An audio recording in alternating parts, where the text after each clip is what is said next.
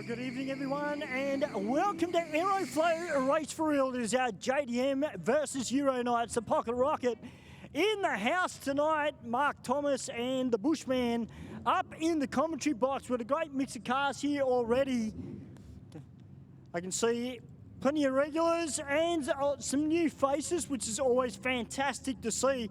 Welcome to all our first timers, and of course to all our motorcycle riders that are here tonight. G'day, guys. All right, Peter Tallarico out there now in the rocket lane in the Ute. One of our Street Fighter races. Well, Stewie, how you going, mate?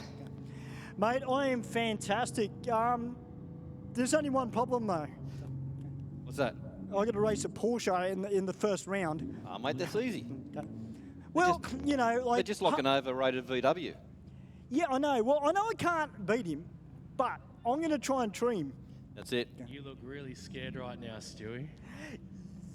Yeah, I'm a little bit worried, just to say the least. But, mate, Adam, it's going to be a fantastic night. Mark, we are pumped for racing.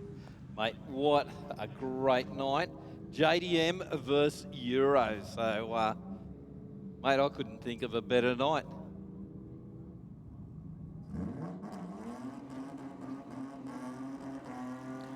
Well, 18.6 to a 15.0. We've got the two Utes out. These guys were doing battle all last Wednesday. Putting in some big burnouts and some good passes.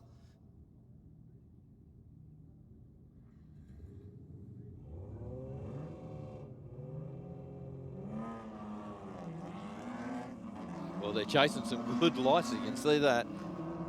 Ute goes out at a .077. The Ute in the rocket lane in the red.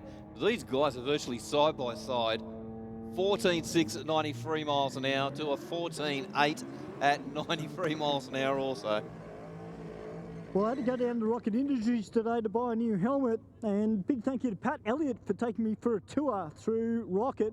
It is absolutely amazing out there, Mark. If you ever get the chance, I suggest you go in.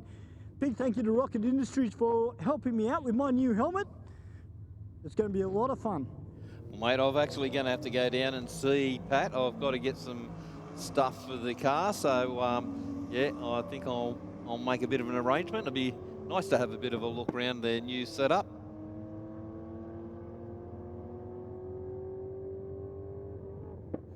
Well, Rocket Lane with a 13.4 at 111 miles an hour to a 15.3 for the Aeroflow lane.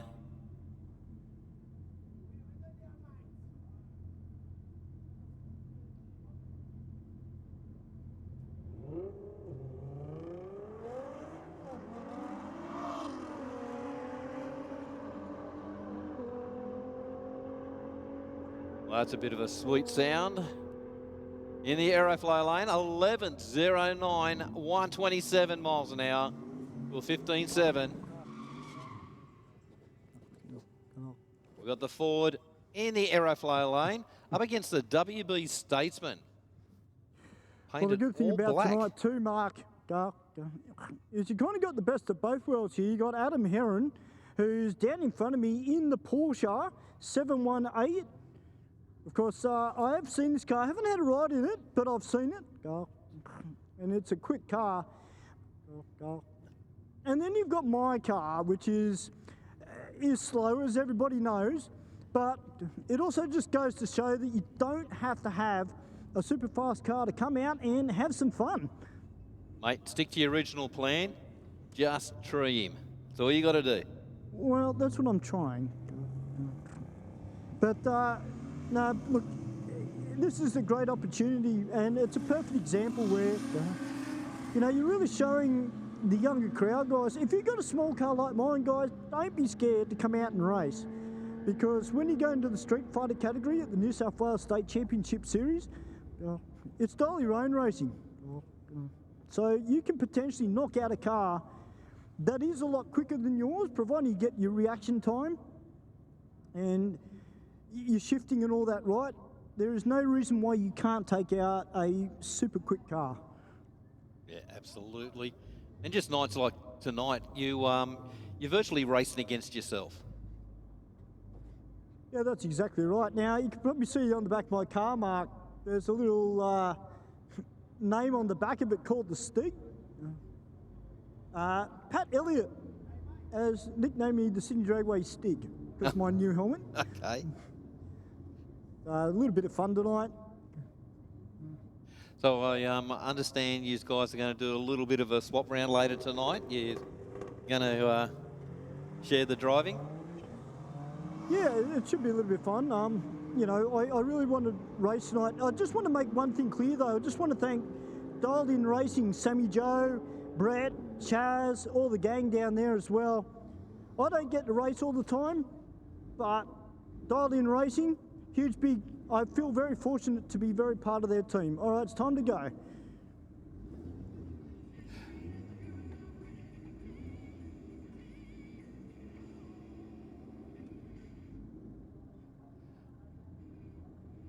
All right, we got the Pocket Rocket down in the Aeroflow lane up against the BMW.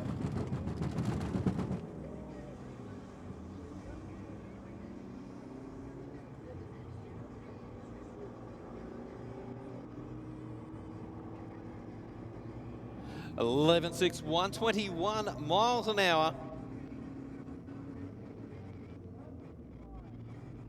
to a 20.2. And Stewie done what he wanted. He wanted to cut him down on the tree, and he did.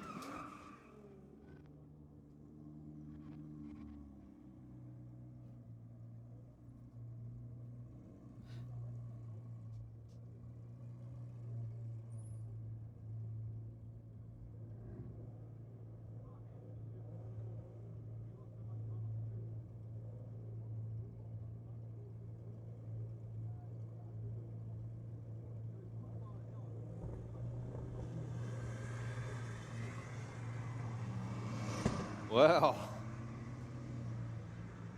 A little bit sort happening down in the Aeroflow lane. Tell you what, it's not on a bad pass either. 14.5, 96 miles an hour to a 16.2 at 113 miles an hour.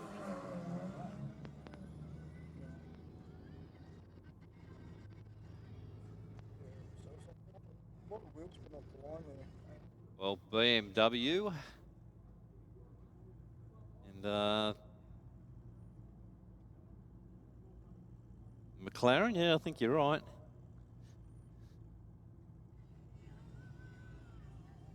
The last McLaren we had was out here, was very quick.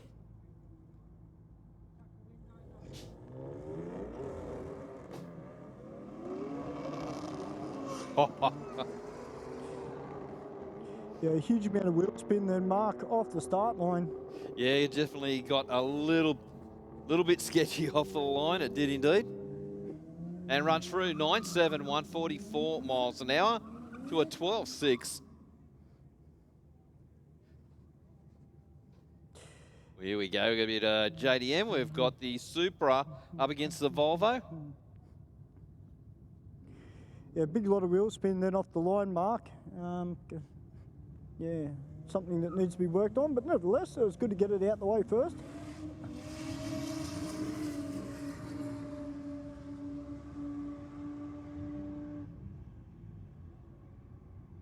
Well, Supra backs off real early. Goes through 12.4, 99 miles an hour to a 17.5 at 80 miles an hour for the Volvo.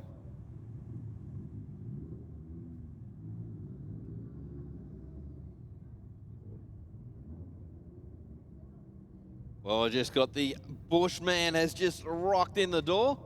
Good Hey, evening. mate. How are you doing? Sensational. Sorry, I would have jumped on earlier, but I was a bit out of breath running up the stairs, so just took my time.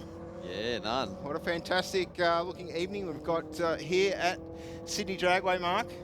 And we've got some great cars That out we there. do. Pretty good mix down there as well. And it's early. Yes, certainly. We've got two JDM spec Sylvias out there on the racetrack at the moment. I believe that's Braden Stewartson down there in the Aeroflow lane. Yep.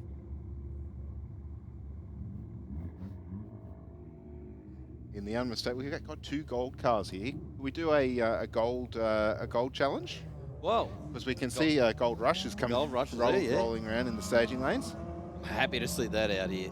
Last meeting, it was out. Ooh, a little bit of smoke out of the Stewarts and Sylvia down there. Yeah, that's not what you want to see. No. Coming out of the centre of the car.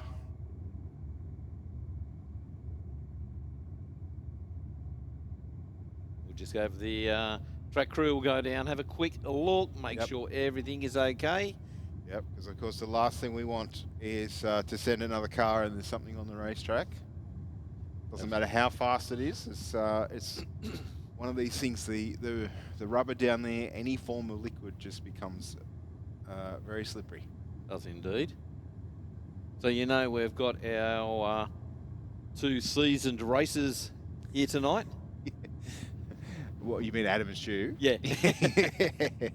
Yeah, so Adam informed me that he was that Stuart had agreed to going in the Porsche. So my first comment was, I wonder if he'll swear live on mic. So we'll have Benji ready with the microphone off button, because it's a fraction faster than the 20 seconds that the Mazda 2's just done. I don't know how quick Stu's been down the quarter mile. I'm not going to hazard a guess at that. No, you reckon about his 20? Okay, so well, he's in for a bit of a treat then. Yeah. Okay. Well, he will notice the difference. Yeah, well, I went in it when Adam first got the Porsche on his first run. He'd had the Porsche for like 3 days, as you do, bring it out to the Christmas party. Yep. He was trying to sort out the traction control, and it bogged a fair bit on the start line, but we still ran a 12.9, I think, at 113 with us 2 in it, and I'm certainly a counterweight to the operation. So yeah, and then the next run he went out and ran like I think it was a low 12, and I'm like, I'm not that heavy. What did you change? So yeah, again, I think he ended up getting down to like an 11. I think it was a mid-11, I think, from memory. Okay. So yeah, he's pretty chuffed with that. Yeah, you'd be absolutely over the moon. Well, that Kiwi sounds nice and tough in the burnout. Pro Charge Big Block, I think, if that's the car. And he's got a great car beside him with the XY Ute. Yeah,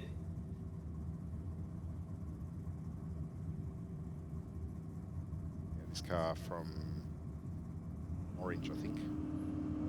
Details on our screen. Oh, the Kiwi frying the tyres. Had a couple of pedals, and again, had a stab at it. Look at it. Wow, now it's hooking up. Gets out of it real early. Meanwhile, the Falcon Ute at 10:41 with a 9 mark, 131 miles an hour. He sort of snuck under the radar in that pass. Yes. We were both watching the HQ. Well, Definitely stacked on a bit of speed. it did it once. It hooked up. Yeah. It hooked up. Because I'm guessing that the track down there, perhaps a fraction greasy right now with the hot temperatures that we've had here today in Western Sydney. So, which as soon as that sun goes down, we can see the shadows starting to lengthen from the trees and the grandstand. Once the sun drops a little bit further down in the sky, I think that track will come into its own. Yeah, well, what I could hear then, Joe wasn't his normal launching it super hard then. No, they're only 1170 there off the the airflow lane, and the 60 foot was very similar, 1.8 seconds to the Hilux that was in the, or Rodeo, that was in the rocket lane there. So I'd say Joe's got the belt off it, off the supercharger. Yep. At that time. Oh, another great car. This one's been getting quicker and quicker. A little bit of nitrous added last season. Ah, okay, yep. Yeah, has created a few issues after the burnout. It seems to want to not idle properly, but the crew getting onto that. Gold Rush leaving nicely, 1.5 seconds to the 60, out of the throttle, rolls on through. I think the Corvette well and truly out of the throttle, 2:11.69 with a 5. He went 1.6 to the 60. That hooked up very well. I bet you the fiberglass body is loving it, absolutely loving it. Yeah, it did get a little bit untidy just off the line, but yeah, no, just drove through it.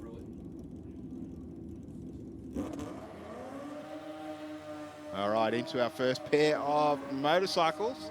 It's Michael Richards down there in the rocket lane going through his burnout procedure.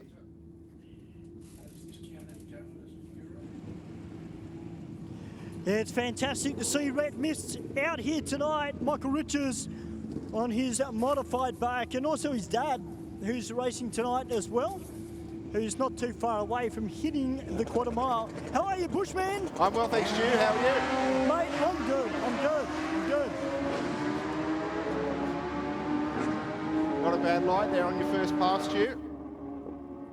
Yeah, it was, but the rest of it wasn't too good. But hey, you know, you live and you learn. That's racing. That's exactly That's where right. it all starts. Exactly right.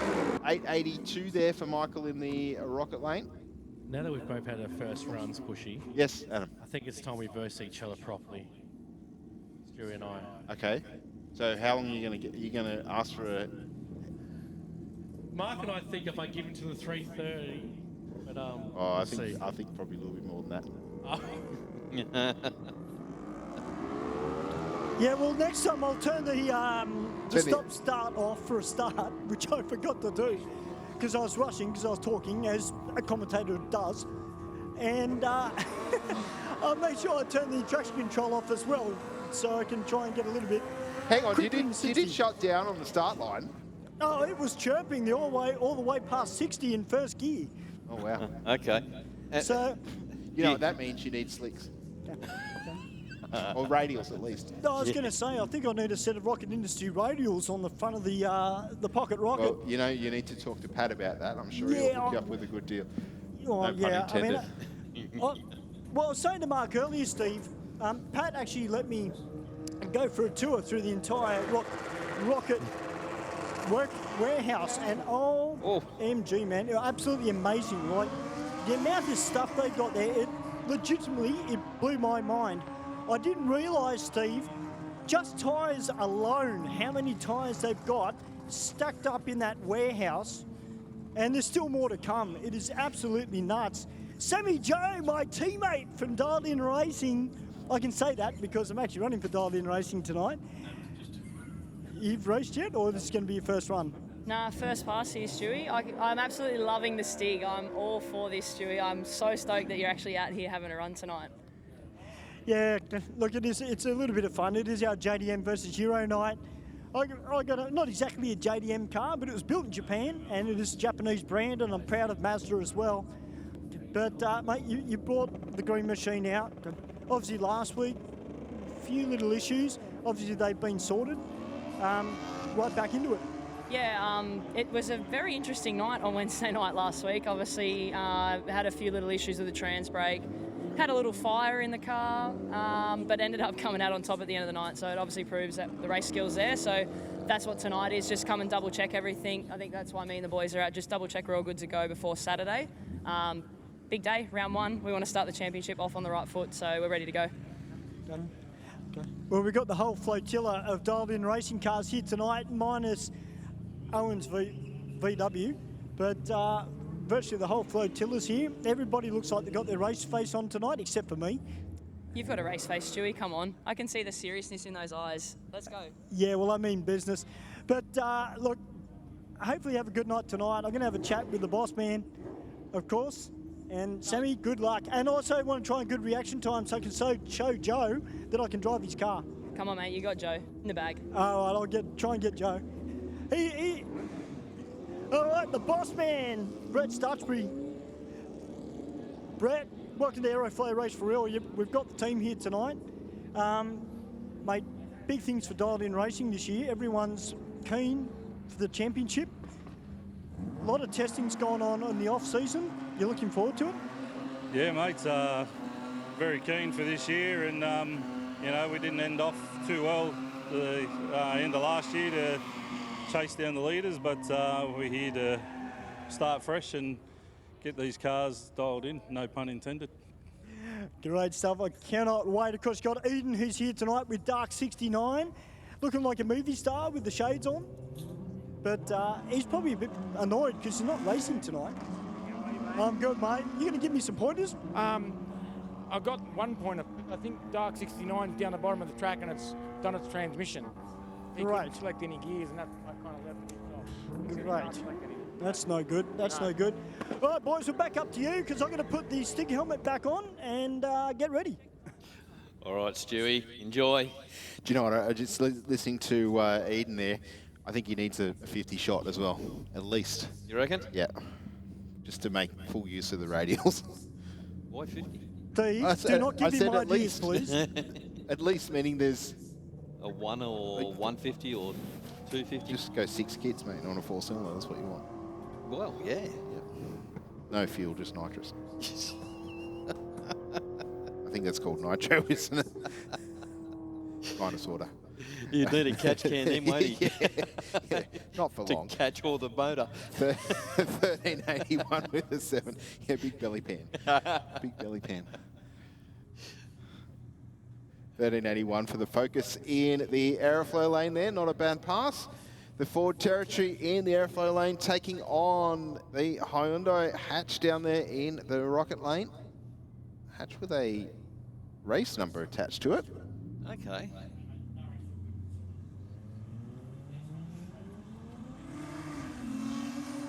Well, Territory is getting into it. Yep, the horsepower's coming around. The Hyundai at around half track. And we'll run on through for 12.62, 118 mile an hour. And 15.0 at 92 miles an hour. With the Falcon Ute up against the sedan. Another pair of Falcons. Yeah. Couple here tonight. It is indeed. Our XF Ute friend, Ute father and son are back Yes. again. Running absolutely side by side, Yes. which is a great bit of racing. Ooh, an 068 on the tree for T21 in the airflow lane. We've got the grey Ute coming up. That was very, very loose on the line, Yes. that car.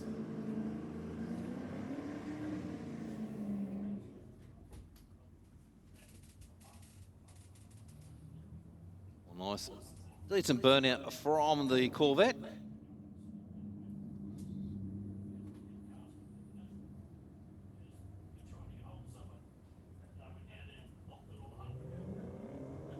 Oh, just turning tyres.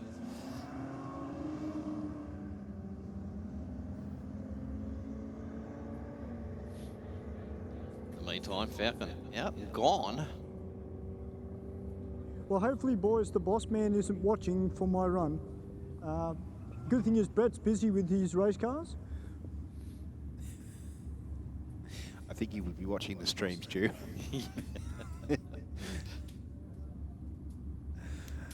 Tegan Smith out here in her Holden Commodore. Normally accustomed to a rear engine dragster. Away with a 484 light.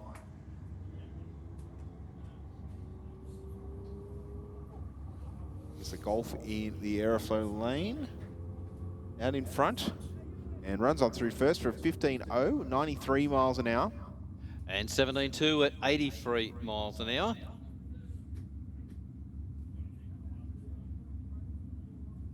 Oh, wow, they jagged him. It's not what you know, it's who you know. It is indeed. Yeah. Go on, Stewie, you got to cut him on the tree. All right, so for those that don't know, this is Adam Heron, our production camera guy in the aeroflow lane in the black Porsche, taking on Stewie.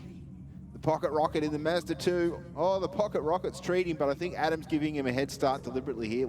He snuck out a bit early. We said 330. Yeah. I think he was at about 250 feet.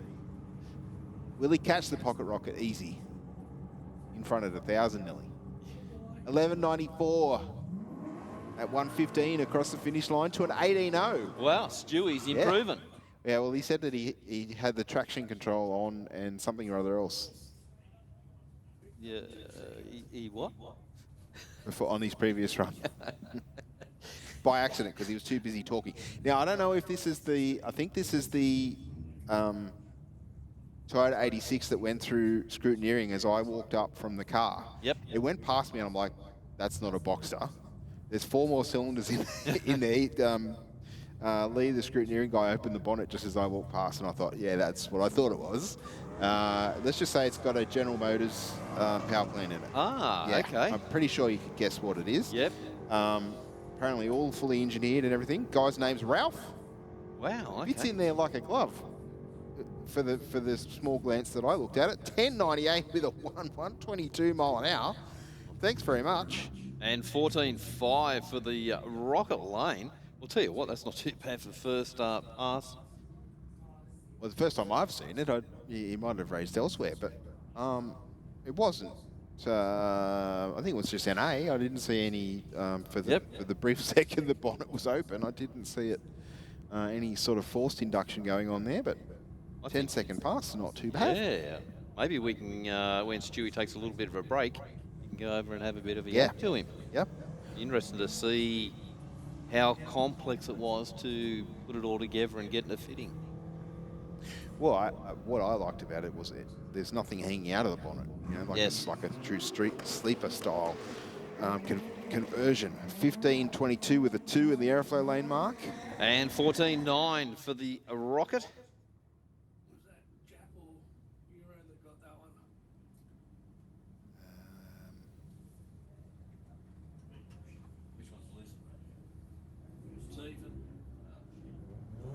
All right, so Euro versus JDM here. The JDM away first. I think the Euro car has, I was going to say had the horsepower, but got to half track and it's a little bit of like exhaust smoke out of it. And then the lights flashed. It's probably the computer saying, no, you're not supposed to be revving up there, mate. I don't know. Anyway, so the Sylvia took the win. Okay. Yeah, I thought he just gave the brakes a big jab as... You reckon? I thought I saw like a bit of like exhaust smoke out of it. But okay. Yeah.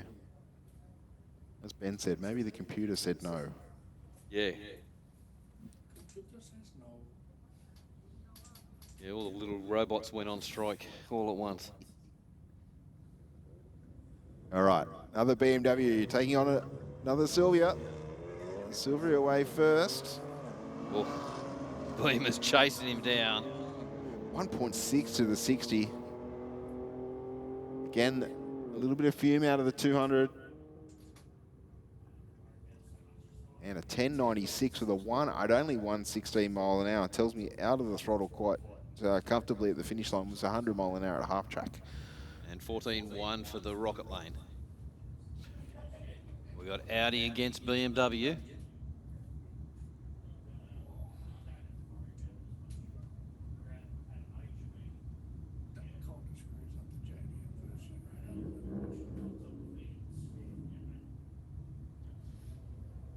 There's a few paychecks sitting down on the start line right now, Mark. Isn't there?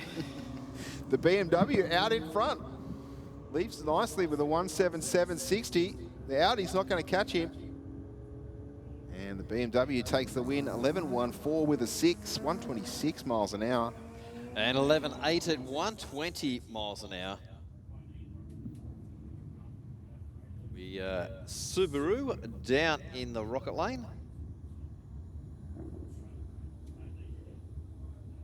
We got a Honda in the Aeroflow lane. No, that's a BMW, I think. Is it? Yeah. Early model. Like 90s.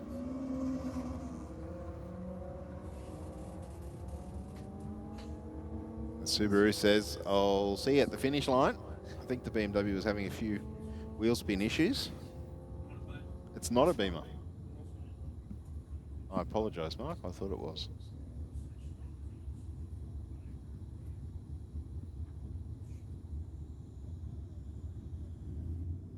Forrester down there in the Rocket Lane. Up against the BMW.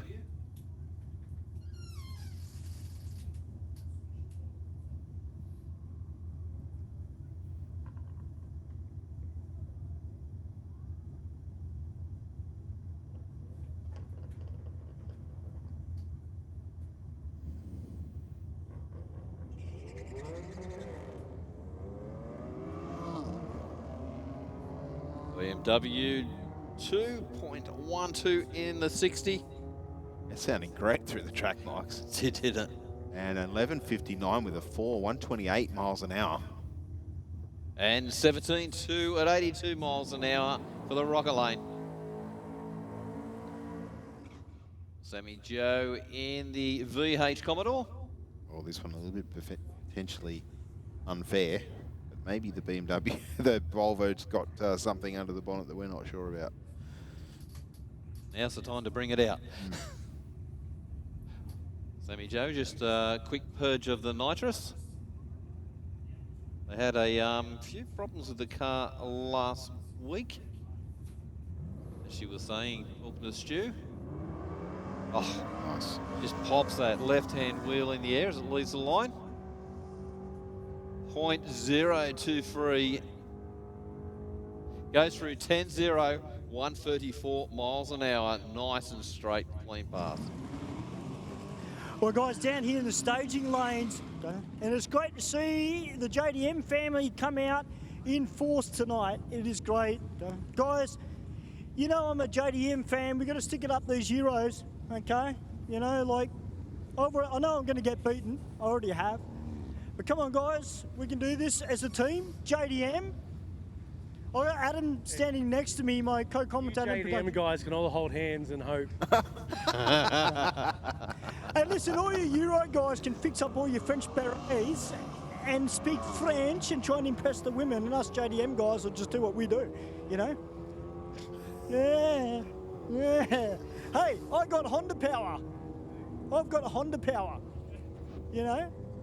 This is going to be a fun one. This will be a fun one. That'll be a fun one. I'm very outnumbered tonight. I think we've got 4 Euros. It's all right. It's only early yet. It's only early.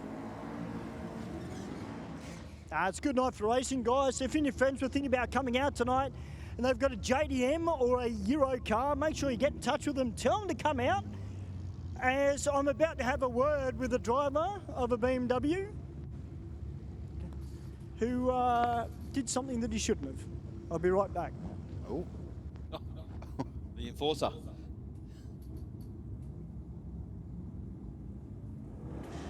Aiden Stutchbury leaving the start line down there nicely in the aeroflow lane. 154 to the 60. There was not a real lot between these two. And 1061 with the 126 miles an hour. 10.8, 123 miles an hour. Gets along all right, that Rodeo, doesn't it? It does indeed, yeah. We've got the Falcon Ute. He's up against the VS Commodore.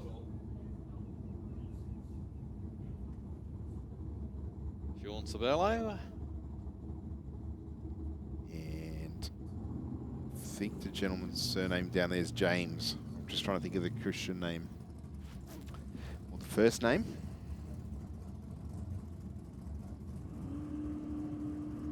In the Falcon Ute. Ooh, nice light, 013. The best of the night so far that I've seen.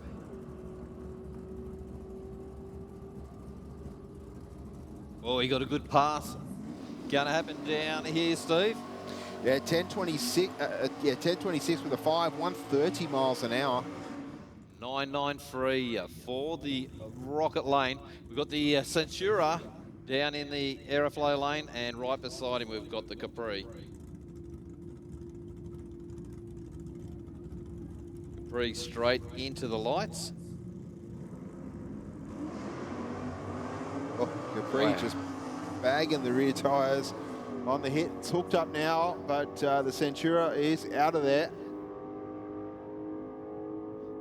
Wow, 10.9, 133 miles an hour to an 11.0, 136 miles an hour. Yeah, nice speed there for the Capri. Definitely making power at the top end, but just lost that initial movement away from the start line. It just shows how important that first 18 metres of racetrack is. It propels you down the racetrack, allows you to build speed, compounding as you go.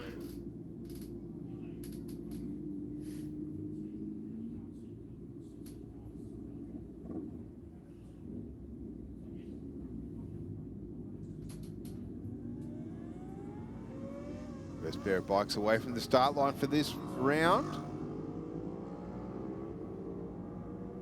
Rider in the rocket lane with a much better light, but I think the aeroflow lane's going to get there at the finish line, and does. 12:44 with a 3, 125 miles an hour. And 15.6 at 88 miles an hour for the rocket lane.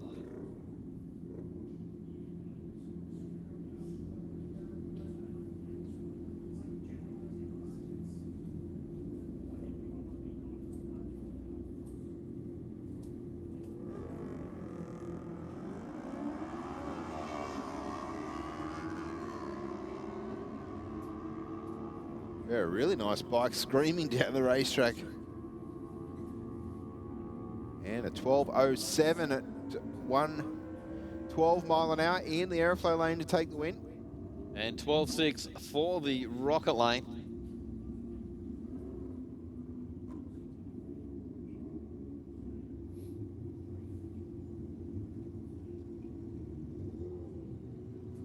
One of the guys at work has a turbo Hayabusa, and I keep trying to get him to bring it out here, but he won't.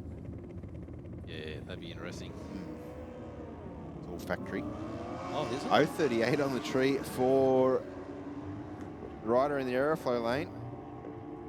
In 15. 10.0, 149 to a 10.5 at 139. So it's a factory kit, is it? I believe so, yeah. Wow. I didn't know they made one for them.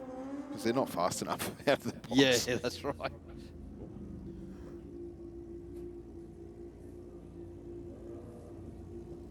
Mark, it's great to see one of your favourite cars back again tonight. We've got the Honda CR-V.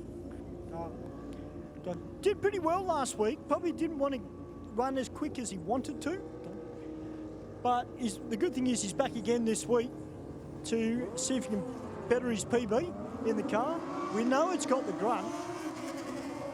We know it's got radials at all four corners, but it's a matter of trying to get it into that spot where you want it. I think the best he ran last week was an 11.4 or something like that. Rings a bell. Yeah, it's all now about setting all that suspension up, Yes. just getting that power to the ground and making it useful. Yeah, because I mean, let's face it, the engineers for the CRV weren't thinking of trying to get it to work on a drag strip when they put it all in the car. No, they weren't thinking about that easy No. 1,000 horsepower. No. Oh, I forgot about that bit.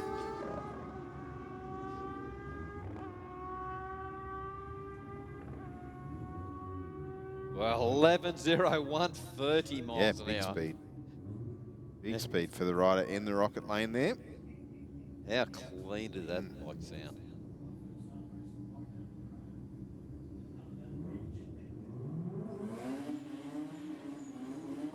Very nice little Mazda RX-7, one of a number we've got here tonight. The SICK 100 sticker on the back window. Can you say that again, Steve? I thought I misheard something. What, a nice looking RX-7? No, Which I bit? thought I heard something correct.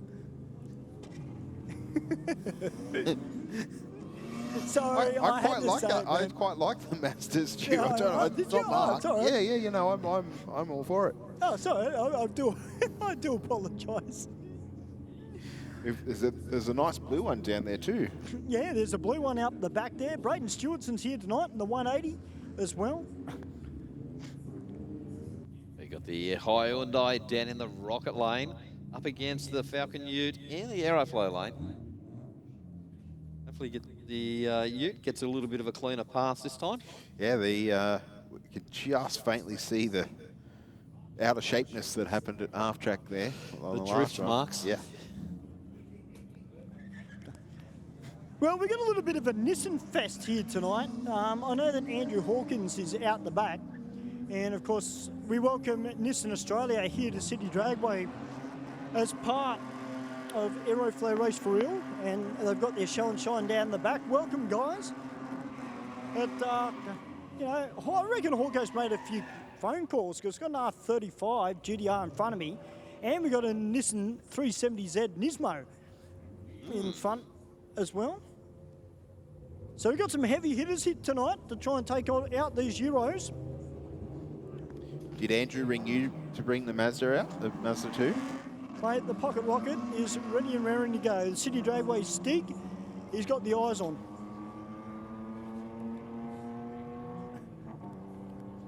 A pair of Falcons, father and son, doing battle once again. Oh.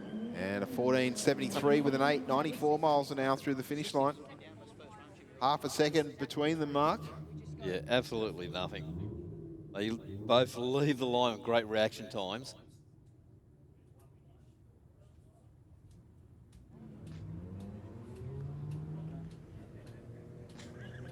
Stu, we want you to have a word with the driver of the 86 with the LS in it. There's a white 86.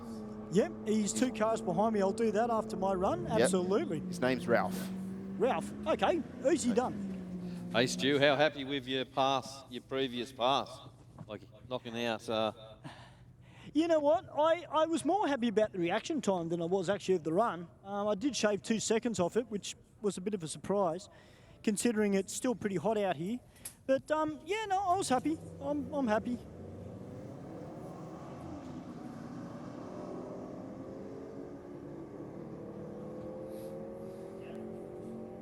Corvette got his nose out in front. I don't think that is going to change. 14.2, 94 miles an hour. To a 14.6 at 95 miles an hour. All right, the Falcon Ute in the airflow lane, taking on the Golf down there in the rocket lane, or VW, I should say.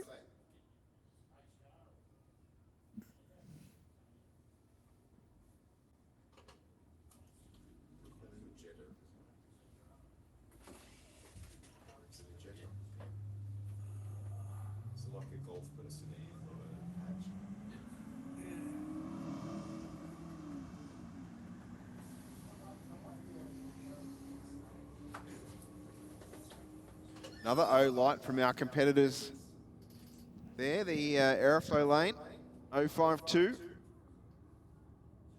Is on fire, has already done an 068. Got the eye in, that's for sure. Ah, Stinger. Taking on Tegan Smith down there in the aeroflow lane.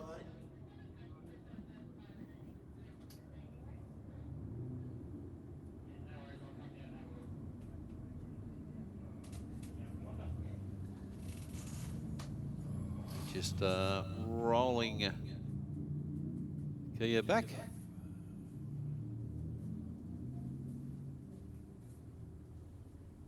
Because if you're sitting in the grandstand and you want to bring your car out and have a crack, you certainly can, Mark. You don't, Yep. The level of safety equipment's fairly easily obtainable. It's a helmet, which if you don't have one that's in date and within standard, we do have a number in scrutiny, which you can hire for the night.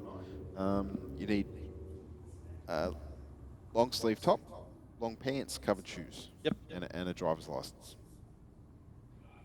All fairly standard. Most of it you'd have in the car except for the helmet. And the car. Yeah, and of course the car. Or a bike. Yeah, or a motorbike, yeah. The Skyline away nicely. 1.8 to the 60. 100 mile an hour at half track. And says, thanks very much. 10.9, 128 miles an hour. And 15.8, 88 miles an hour. They look so good in black. Yeah, they do. Most cars look good in black until you have to wash it every 30 minutes. They wouldn't be any good for me, that's for sure. All right, Corolla in the rocket lane. Taking on the Porsche.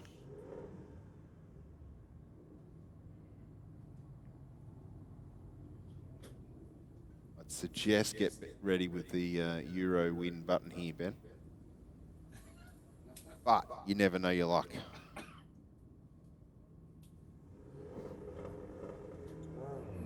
Oh, 064 on the tree.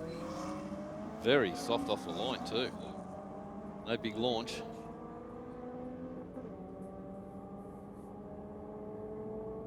And Adam runs through for an 11.89 with a 7 at 115 miles an hour. And 15.6 at 92 miles an hour.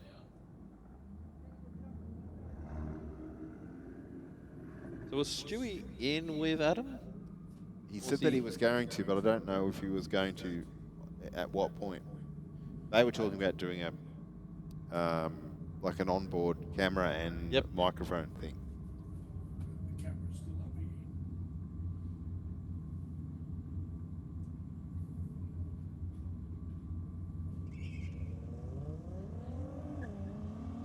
The Z car taking on the Skyline down there in the rocket lane. R35 stretching his legs. And a 1282 with a 5 at 103 miles an hour. And 14.2, 99 miles an hour for the Aeroflow.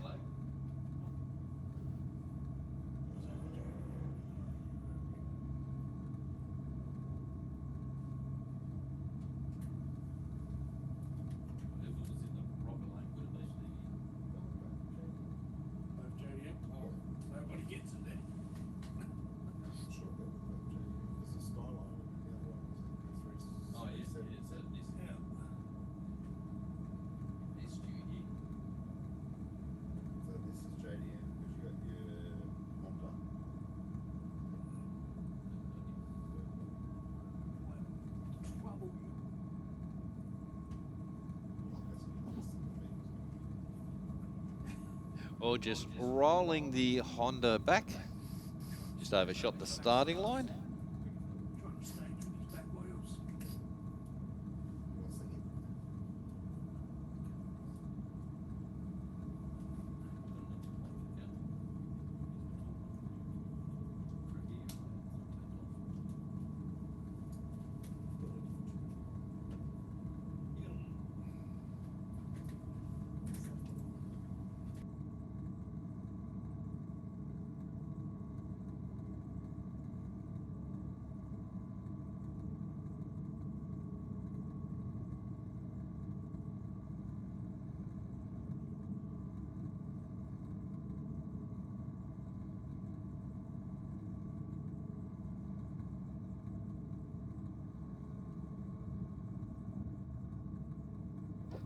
Okay, just a few words from our starter.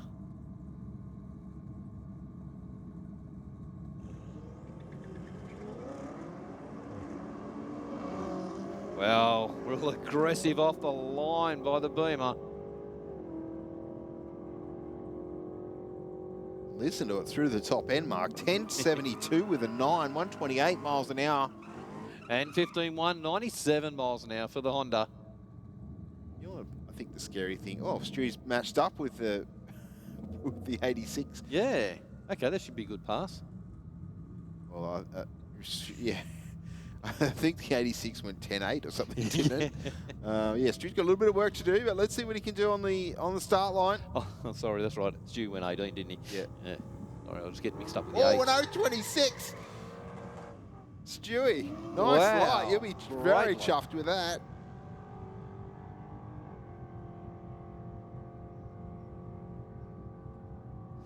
And the 86 with a bit of wheel spin on the hit. 1282 with a 118 miles an hour through the finish line.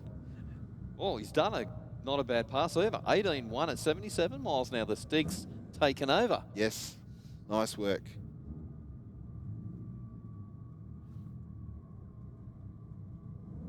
Well, he's manually shifted though, so grace where grace is due. He's doing pretty good. No. Not like me. He's not going second to fifth. Oh, mate, that was only once. Once every run for like 5 runs in a row. Oh, was it? Yeah. Oh, you should be ashamed of yourself then. All right, here's our CRV. Yeah, thanks very much for the help and the support. Just lost something off the Honda. There is a GoPro sticking way up in the air there. I wonder if that's what it was. Not sure. 11.59 with a 128 miles an hour. And 14.1 at 101 miles an hour. Whatever it was came to rest right in front of the cameraman down there. It did indeed, yeah. It was a lot straighter pass too. Didn't seem to be doing the normal little bit of a front wheel drive walk. I reckon Stu should take the air filter out. You reckon? Yep. What's he got to lose? Drop the exhaust? You going to get under there and help him? Yeah, I'll help. We used to get it off. You're not going to help him put it back on. No. You can put it in the back. He's with Dialed In Racing. They'd have that off in about 2 minutes flat. Yeah.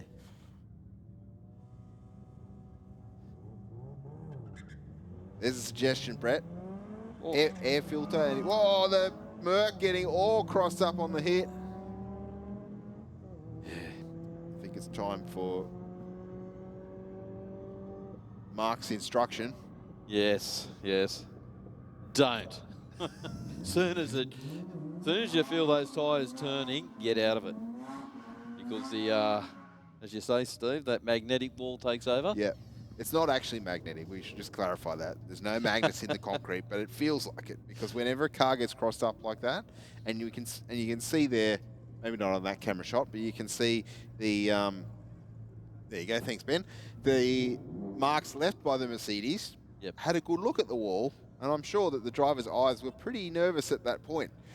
Yeah, I think they would have been really big, like saucers. Yeah, because last time I checked, any Mercedes is not a cheap car. No. And the last thing you want to do is not drive it home, and you don't want to put the Benz in Mercedes-Benz. Yeah. Give a Benz to the Benz. Yes. Yeah. No, absolutely. So yeah, so if you do leave the start line and it's spinning the wheels hard, just pedal it. You can get back in it, but just feed the power into it. Put it this way, if you're spinning the wheels that hard, you're not going to get a representative time anyway. No. But just back out of the throttle, let it hook up, and then run on down for the rest of the run. Yep. Little Mazda out there showing the Mercedes how to do it. 14.16 with an 8 at 104 miles an hour mark. And 15.5 for the Aeroflow lane. We got the Subaru up against the McLaren.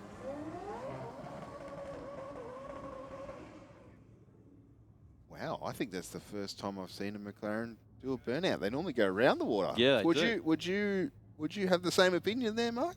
Yeah, absolutely. Is that where you turn all the functions off? Yep.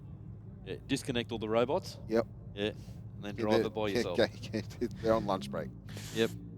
For the next 10 seconds or so. Sounded like the throttle stop was off too. Rev pretty hard. All right, here we go. The Forest a little bit outgunned here, but you never know.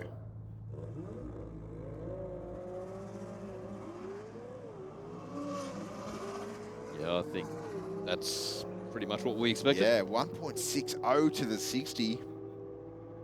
And straight through the finish line, 950 at 146 miles an hour. Thanks very much for coming. And 13.2 at 107 miles an hour. Yeah.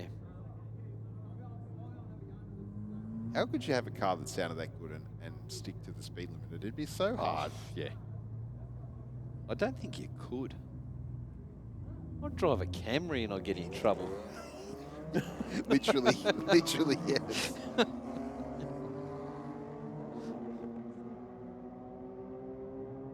BMW out there doing its thing over the Honda. Got that one at this time. It's the Honda. Right. So the BMW through the finish line, 11.88 with a 4 at 127. And 14.5 for the Rocket Lane. Well, Steve and Mark, I'm out the back here, and I'm with the driver of this LS swapped 86. All right, the body was built in Japan, but the engine, not so much. But nevertheless, first of all, mate, what's your name? Ralph. Ralph, welcome to City Dragways Aeroflow Race for Real. It's our JDM versus Euro night. Yeah. Mate, this thing is unreal. Yeah, it's pretty good. It's pretty good, man. Yeah. Have you raced it before? Nah, this is the first time out, so we're just seeing how it goes. Yeah. So it's just is it a stock LS motor, or has it had some work done to it? It's pretty much stock, just a bit of head work, that's it. Yeah, and a nice manifold. That's, yeah, nothing major. Yeah. I'll tell you, mate, it is a great looking car, and I cannot wait to see how fast you can go tonight. Yeah, it'll probably go all right. Not too good though. We'll see how we go. Ralph, didn't you run like a 10.8? Yeah, 10.8. So Yeah, we'll see. There's We'll try. nothing wrong We'll with try that. to get 1080. we might see a 1070 out of it tonight. Great stuff, Ralph. Hey, Stewie, ask Ralph how hard it was to do the changeover on it, and was there many parts available for that? Yep. Ralph, we're just wondering, was the changeover hard to do? Were there many parts that had to be custom? Oh yeah, there's a fair bit in it. It's pretty much all custom. Yeah, like engine mounts, trans mounts, yeah, and custom headers. Yeah, there's a fair bit in it. Yeah, but you can have a look if you want. I'll pop. Yeah, no, well, as I was saying before, it looked fantastic when I saw it very briefly up at Stewart Deering. It looked like it was almost at home in there, you know what I mean? If only Toyota brought them out that way. Well, we know small cars, you can shoehorn big motors in Yes. it. Oh, man. I'll tell you what, there's actually still a fair bit of room around the engine bay. Yeah, it fits pretty good. Yeah. We kept all the factory things, ABS, everything. Yeah, it's pretty good. Yeah. Who helped you with the conversion, Ralph, or did you do it all yourself? I can't. Who did the conversion with you? Who helped you out? Me and we did it down at CPR Motorsport. We did it down there. We just helped each other out. Adam and Danny, they're good blokes, you know, and it came out good. Yeah. Well, mate, that is a very clean-looking engine bay, and it's a credit to you and the team for what they've done. And, mate, I can't wait to see this thing run 10.7 tonight. Yeah, you just don't know. You never know. Mate, I think it's doable. Yeah, we'll have a go. I'm going to definitely give it what it's got. Absolutely. Well done, Ralph. There you are, boys. Thanks very much, Stu. Thank you, Ralph. Have a good night. Now, I'm actually about to jump into passenger into Adam's car. And he just rang me on the way up and said, "Do you want to jump in?" I went, "I won't say no. It's not very every day you get to have a ride in a Porsche, is it?" Well, you should return the favour and take him for a ride in the two. I think he'd fall asleep in the two just quietly, but yeah, but you did good that last run. 026 on the tree. There's nothing shabby with that. I think Adam went all right too. 064. Well, I went 026 on the tree, and I'm stoked. Absolutely stoked. It's just a rebadged VW, mate. Don't worry about it. Well, I got Adam right next to me. Yeah, hi, Mark. No, huge big thank you. I just want to say a big shout out to Brett Stutchbury. Spoke to Brett just before that last run, and yeah, it helped a lot. As we see the bigger cars go out, I'll throw it back up to you boys. Thanks there, guys. Well, we do have Gold Rush sitting down here just waiting to come on in. Gone round the water. No need for a burnout.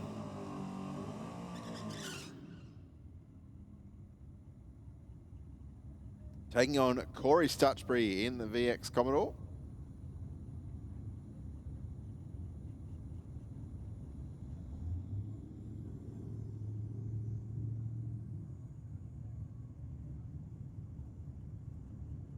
Gold Rush lined up. Yeah, straight in.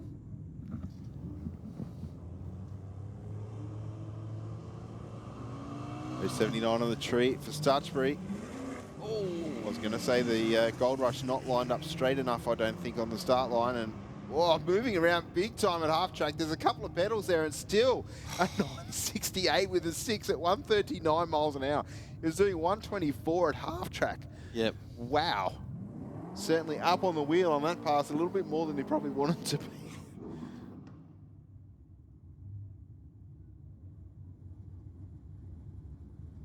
Bit of a bang there at the end of Sammy Joe's burnout.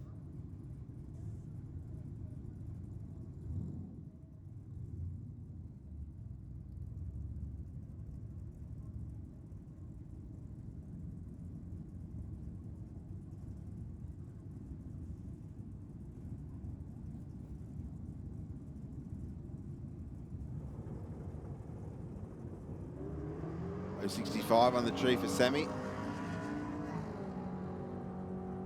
The H Commodore making its way down the aeroflow lane here. And a 10.14 with a 0, 133 miles an hour.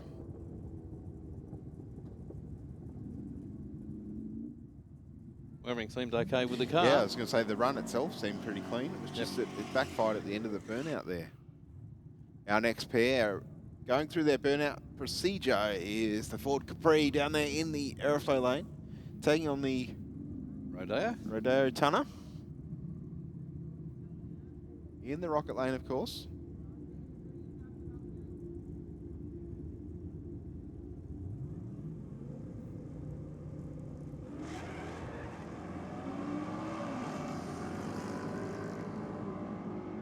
Both cars away. Okay, I think the Capri spun the wheel a little bit again on the head of the throttle. But a 10.16 with a 6 at 137 miles an hour. And 10.8 for the rocket lane. That one tonner hooked up. It went out at a 1.6 in the 60. It does have a fairly decent tyre under the back of it, but Yeah. there's not a lot of weight up there No, either. there's So not, yeah. sort of counteract each other. That first pair of bikes away from the start line.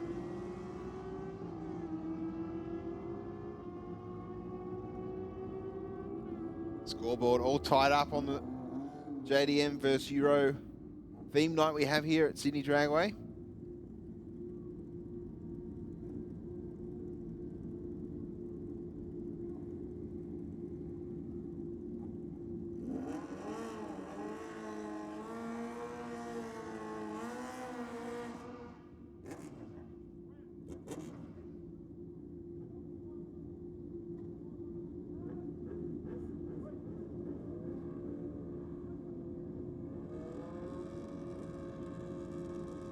Also down there in the rocket lane. 065 in the tree for the rider in the aeroflow. Way very cleanly.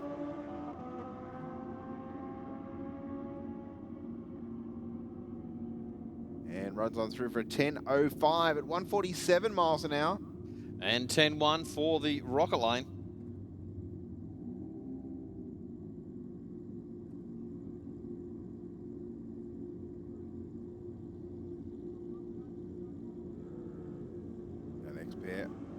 Away from the start line.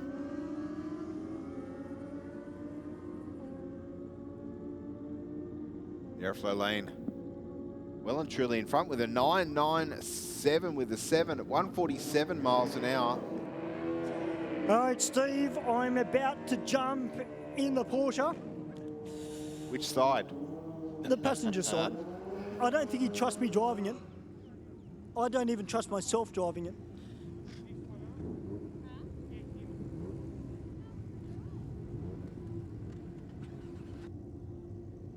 Have fun, Stewie. Wally Hoster down there in the airflow lane. Very brightly coloured motorcycle in leathers. Yeah, you definitely wouldn't lose him in the dark, would you? Definitely not.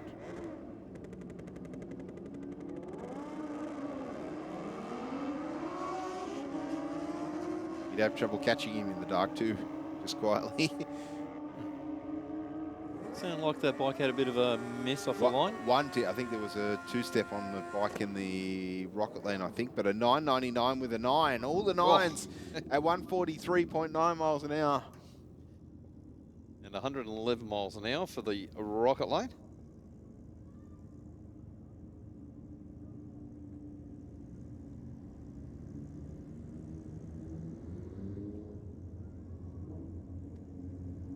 All right, Stewie, you want some commentary?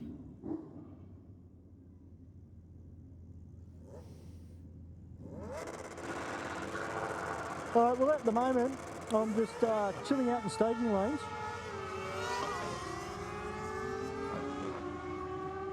My earpiece has actually fallen out from underneath my helmet, so I'm literally relying on the speakers at the... Oh, shit. I'm just relying on the speakers at the moment. But this will be interesting, you know. I've been down the drag strip in a 3-seater dragster before, which, you know, is a very, very quick car in its own right, but I've never actually been down in a fast street car. And I guess, you know, for most people it's only 11 seconds. It's more than 11 seconds. You know, if you've never experienced before in a doored car, then it's something different, something you can get your head around. I'm actually looking forward to it. I'm not nervous at all because, you know, I've been in race cars before, so as a passenger going around the other track, so I'm not scared at all. But I am excited to see what this thing can do. And tell us a little bit about the car, Adam. It's black. I know it's If it was black. red, it'd be That's- faster. That's obvious. KMS 2.5 litre turbo, stage 1 tune from APR on behalf of Carbon Auto House. So a little bit different to what we had at the Christmas party. So thought why not bring it out for the Jap versus Euro night and take some friends as passenger rides. Mate, I can't thank you enough for allowing me to jump in as a passenger for the car because, like I said, it's not every day you get to put your backside in a Porsche. But, you know, particularly when you've got one of your best mates driving. And You have a drive later. We'll swap. you want me to drive it? What, and go no 2.6 and try and get a better reaction time? Yeah. Yeah, if you can better my time because you're lighter. There you go. I've never heard of that reasoning. Well, see, he still gets the quick time card. They don't know who's driving it. That's a good thought, Brett Adam. I might never say thought of it that way. otherwise. Actually, he won't ever go at the Christmas party, but we ran out of time, so unfortunately he's not here tonight, but it was definitely going to have a go. I was just having a chat to Sammy J. Sammy J wants to have a run for Pinks, so... Well, she's down in the back of the pits at the moment with the whole dialed-in racing team. They're doing a few little look at the time slips and maybe a few adjustments on the cars. But just talking to Brett, the VH is back where it was, which is fantastic to see. And of course, the Silver Bullet just recently been dynoed and is back to where it is. But a great bunch of cars here. Braden Stewartson's here as well. Good to see Braden here. Been a long time since I've seen him. He's got the gold 180SX. You can't miss it. It stands out. I'll go have a quick word with him actually, just while I got the helmet on. I'm going to get him on the mic. What's going on, my brother? Heaps, man. Heaps going on. Mate, it's been a while since I've seen you, so what have you been doing? Well, after Track Champs Cup round 8, I semi-retired. So, yeah, but I'll be back in the driver's seat, all right, racing, probably round 2. That is fantastic to hear, mate. Well, mate, I've got to get my backside into a Porsche and see how the young fella goes behind the wheel. Nah, it should be good. Looks heaps clean. Well, I think it doesn't come out of the garage very often. All right, Mark and Steve, I'm going to jump in and we'll see how we go. Hey, Stewie, no screaming, all right?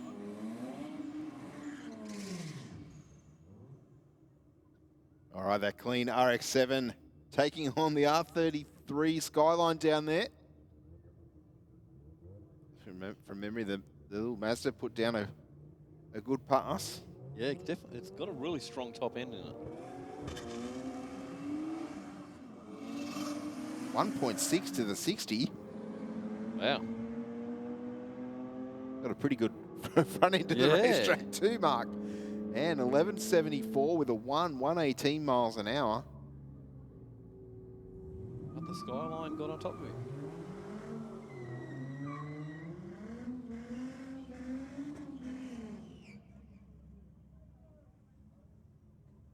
All Aussie battle down there on the start line. Got a very clean VT Commodore. Yes, indeed, up against the Statesman.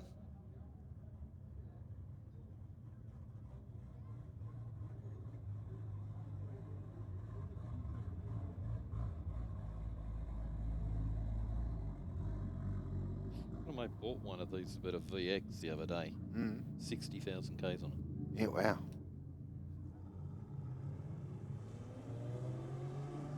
Intentionally not many Ks on it, or just the person that bought it never drove it? Just an elderly person that went to the shops and that's it.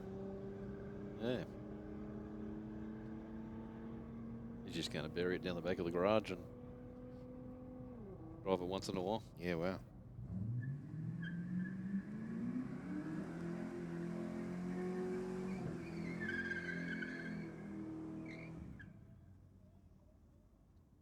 Well, the Hyundai up against the Falcon. The Ute putting in a fair bit of effort into the burnout here.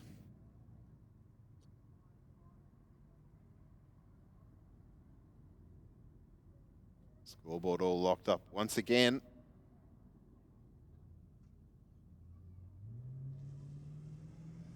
All of our friends on our social media streams are enjoying the coverage tonight. Where are you all watching from? No smart and say you're watching from your living room. Yeah. We gather as much. Yeah, we would like to know state, country. Yes, we have people from all around the world watching our Aeroflow Race for Real events.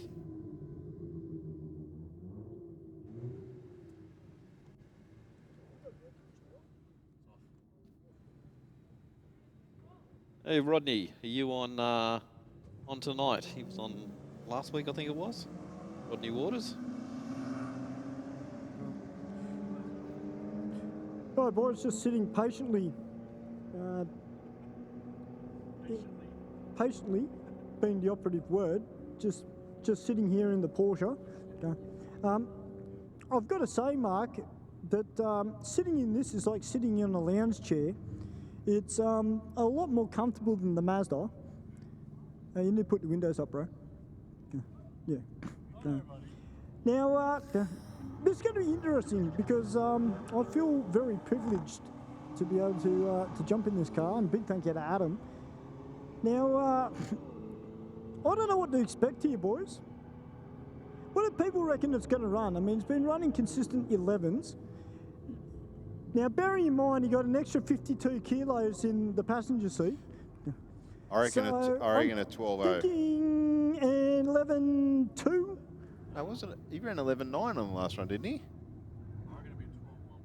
Yeah, 12.0, 12.1. Adam reckons it's going to be a 12.1.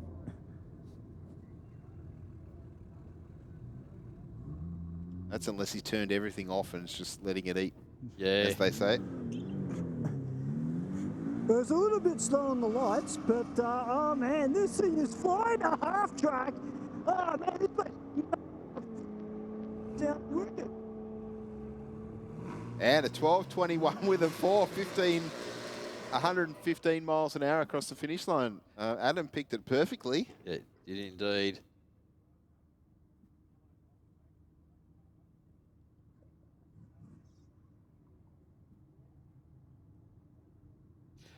We got the Subaru up against the BMW.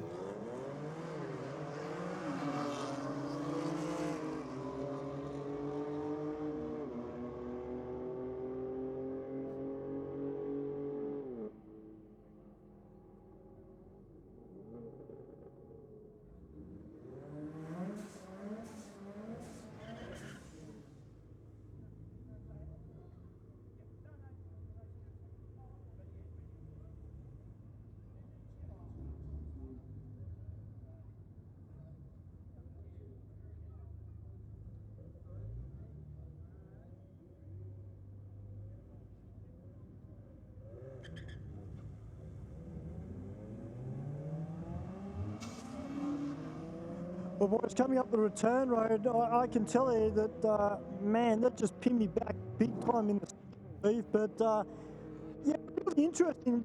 Did spin the tyres hard line. Really feel it through the back of the car in particular. But it, definitely a very interesting sensation in a Dord car.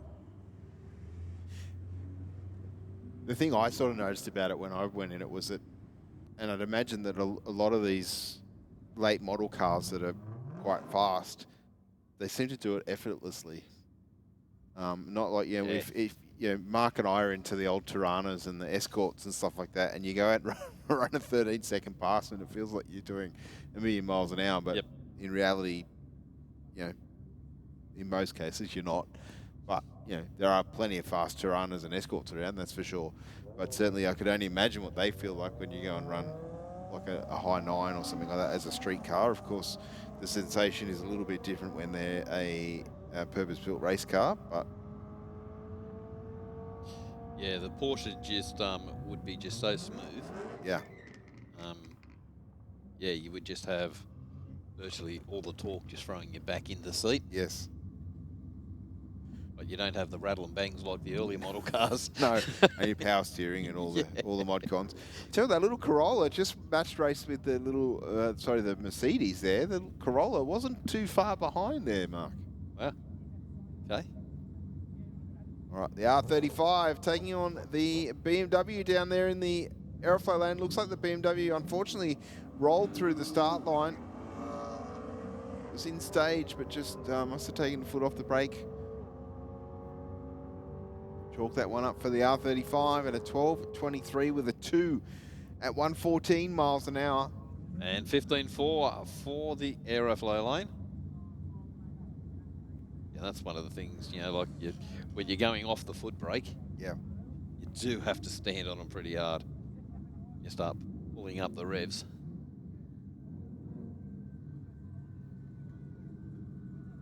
All right, the Volvo wagon taking on 370Z. An 095 red light this time for the Volvo. I think he went 003 on one of the previous runs tonight. Yeah, we were talking and it just sort of snuck under the radar. But the second week in a row, we've had a Volvo racing here.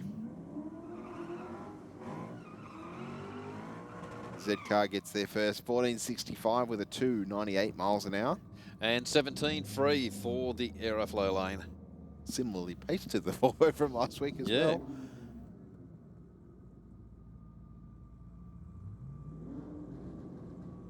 All right, the VW Jetta taking on the LS swapped 86. Oh, unfortunately, we're not going to see the best ET out of the 86, Mark. There's a fair bit of wheel spin there. Yeah, just blew the tyres off it. Yeah, it went 2.6 seconds to the 60. Still runs at 12.55 at 113. And 17.3 at 83 miles an hour. It just seems to do everything right, doesn't it? Mm. It just sits right, looks good. And as per previous passes, it can put down a great pass. Yep. Yeah, if it's his first time out here, of course, there'll be things that they'll look at when they do the post-meeting brief, I guess, and say, oh, what if we do this? And therefore you start going, what if we do, what if? Yeah, yep. But it, the best we've seen out of it so far is 10.8. Yep, I'm fairly certain it was a 10.8 off from memory. Oh, the CRV, I think, bogged a little bit on the hit there. Wandering around again at half track, 100 miles an hour, and an 8.32 to half track, and a 12.0 at 133. So the speed's certainly still there, Mark, but the ET faded away a little bit there. Yeah, it's phenomenal that it can just come on so strong to get that top end charge out of it. So I'd say they're probably dialed in a little bit more power, but it's just affecting them where it's coming on at.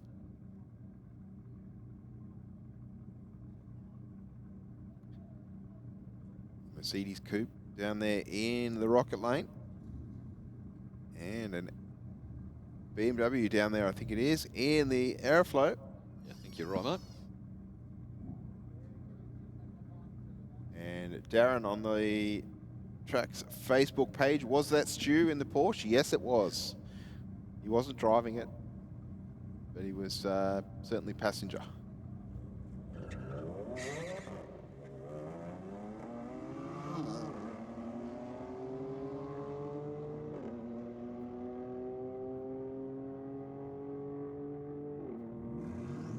Not a bad race there. Yes. Mark, a 10th between them at the finish line, 11.58 with a 6 for the BMW. I was just watching the figures as I was just getting close to top end. We've got the RX-7 up against the BMW. Quite like this model RX-7, the early versions of it. Yeah, it's a Series 2, isn't it? It's 1 and 2. Yeah, you can still buy them relatively cheaply in comparison to other marks of RX Mazda, which most seem to have a 1 in front of now. Yeah, yes they do. 1079 with a 2, 127 miles an hour. And 13.7, 107 miles an hour. We've got a VW sitting down in lane 6 down there. Oh, yes, we do. It was here last week too, wasn't it? It was last week or the week before. Yep. It's the Colano Motorsports car.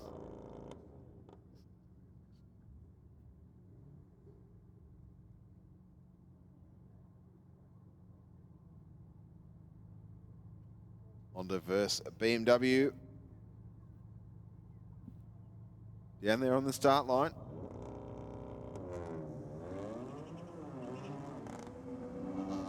.8 seconds to the 60 for the BMW.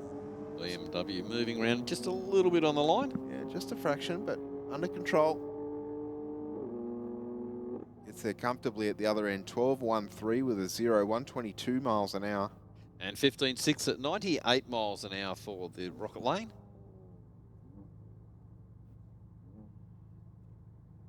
We've got a V-dub down in the Aeroflow burnout box, and right beside him we've got the Honda. Where's Lewis tonight in the Nissan Pulsar? I was expecting to see him back. Yeah. I hope he hasn't broken it during the week. Probably needs tyres. Yeah. I thought tonight would have been right up his alley. Yeah.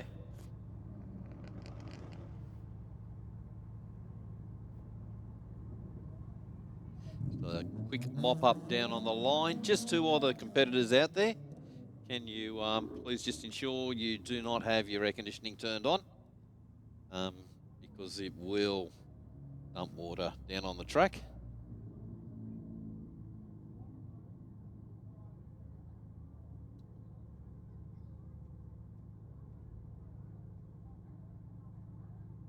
Oh, I think they've spotted something else out of the Honda.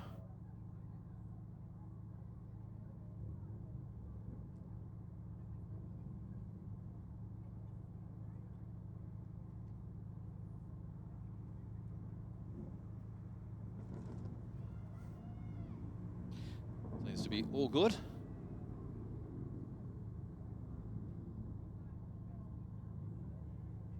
I reckon the Honda may have the advantage here at the other end of the racetrack away.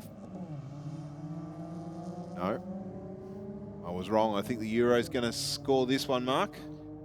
Yes, I do agree. It definitely way ahead.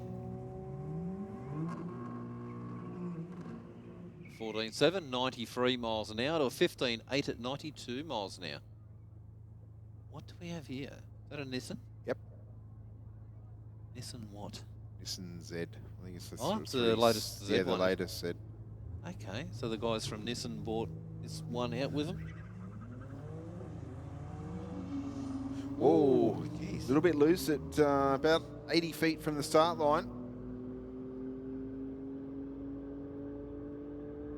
And the BMW scores the win for Euro. 10.94 with a 126 miles an hour. And 14.2 for the Nissan. Good to see the Supra back here at Sydney Drag. I think this is 3 weeks in a row. Yeah. Yeah, we definitely don't mind having him back out here. That's a great looking car. You can see why they're so popular though. Yes. We're happy with anything too, Jay. Could be in a Datsun, could be in anything. Got a Supra. Motorbike. A motorbike. Okay. Well, do you know one that's being built? No, I don't know.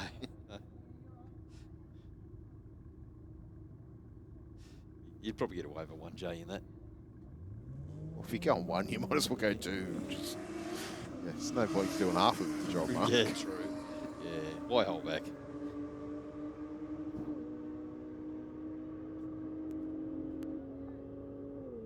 .11.0, 131 miles an hour.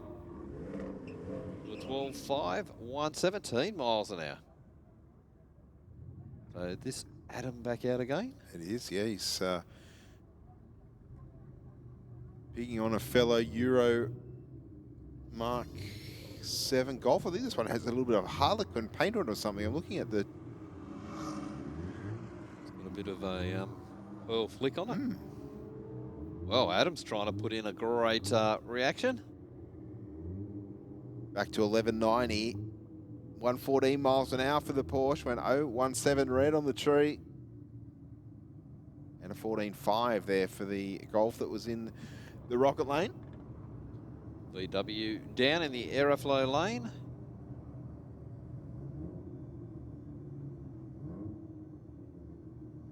Not sure what have we got down in this lane, down the rocket.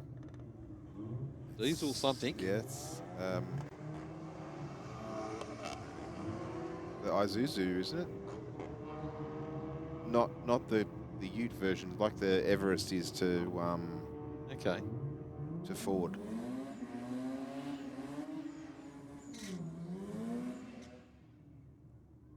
Strong burnout from the RX-7 down there in the rocket lane.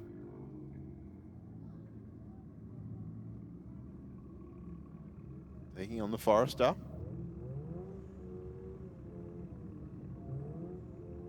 As they're just going what we call deep stage there, drop that top white light out. Just means that they're closer to getting a red light.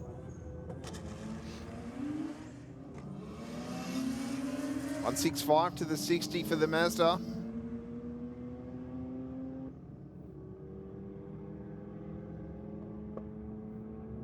And 1179 with the 0, 118 miles an hour. And 18-1 at 77 miles an hour for the aeroflow lane. We've got the Golf up against the Skyline.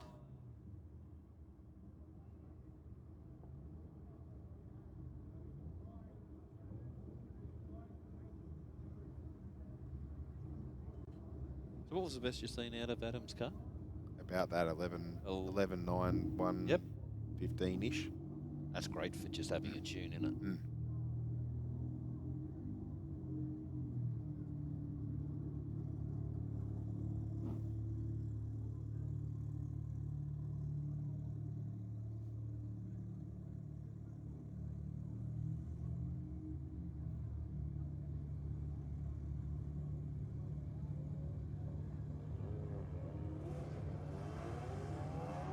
Well, the Golf away first, but I think the Golf was going to stay in front. I was thinking for a second there that the Nissan was going to come on around, but I think there's some issues with the Nissan. And a 12.97 with a 5, 110 miles an hour for the Golf to score one for the Euros, drawing the point score back to a even playing field. Do have a little bit of fluid just down on the line. See a little sprinkle line there.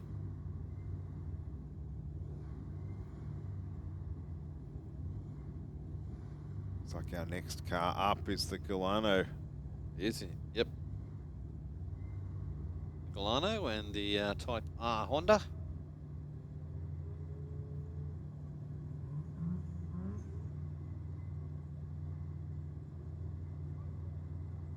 Tell you what, while our start line crew mop up that little bit of fluid down there, Mark, why don't we just have a quick word from some of our sponsors here at Sydney Dragway.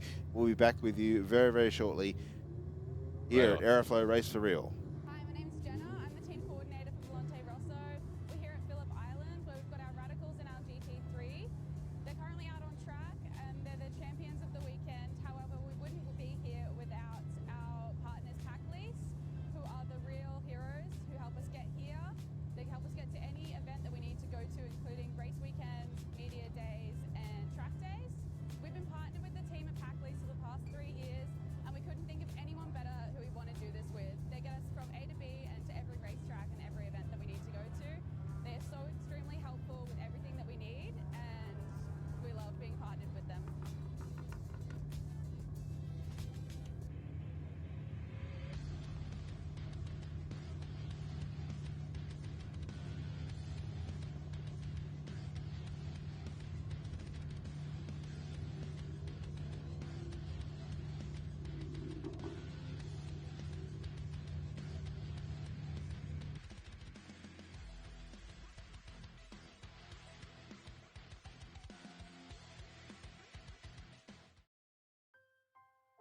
We've always had a few cars.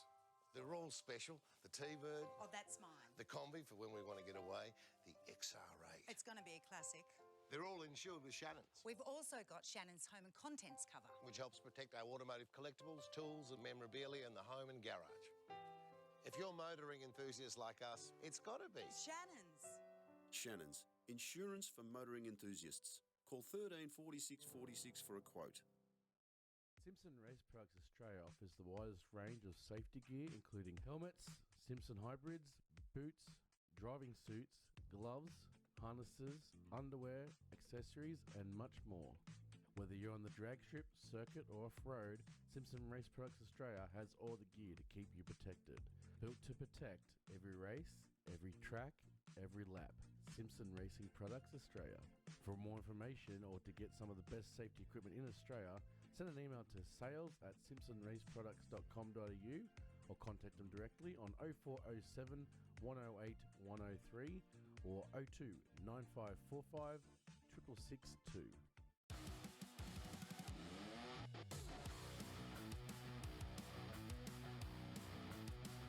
Drag racing, it isn't just a sport, it's our legacy. Performance, it isn't just a word, it's our promise. 3 generations, one unwavering passion. Speedflow, where innovation meets performance. Proudly Australian, unmistakably world class. Speedflow.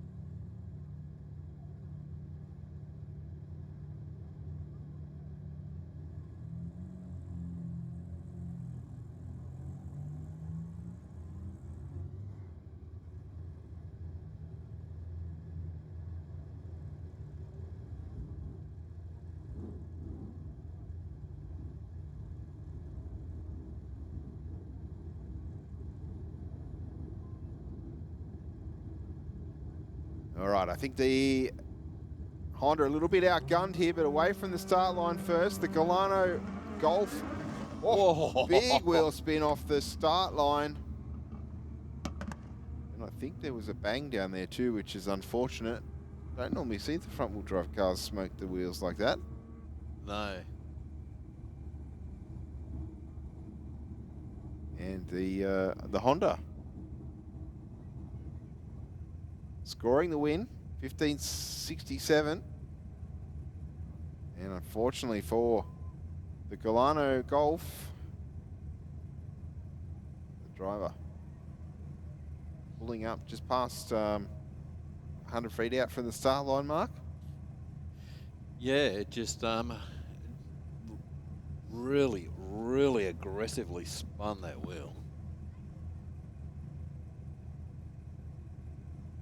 I was actually just looking down at that QE, all the pipework of the supercharger Yes, out of it. some of it's out of the bonnet. Yep.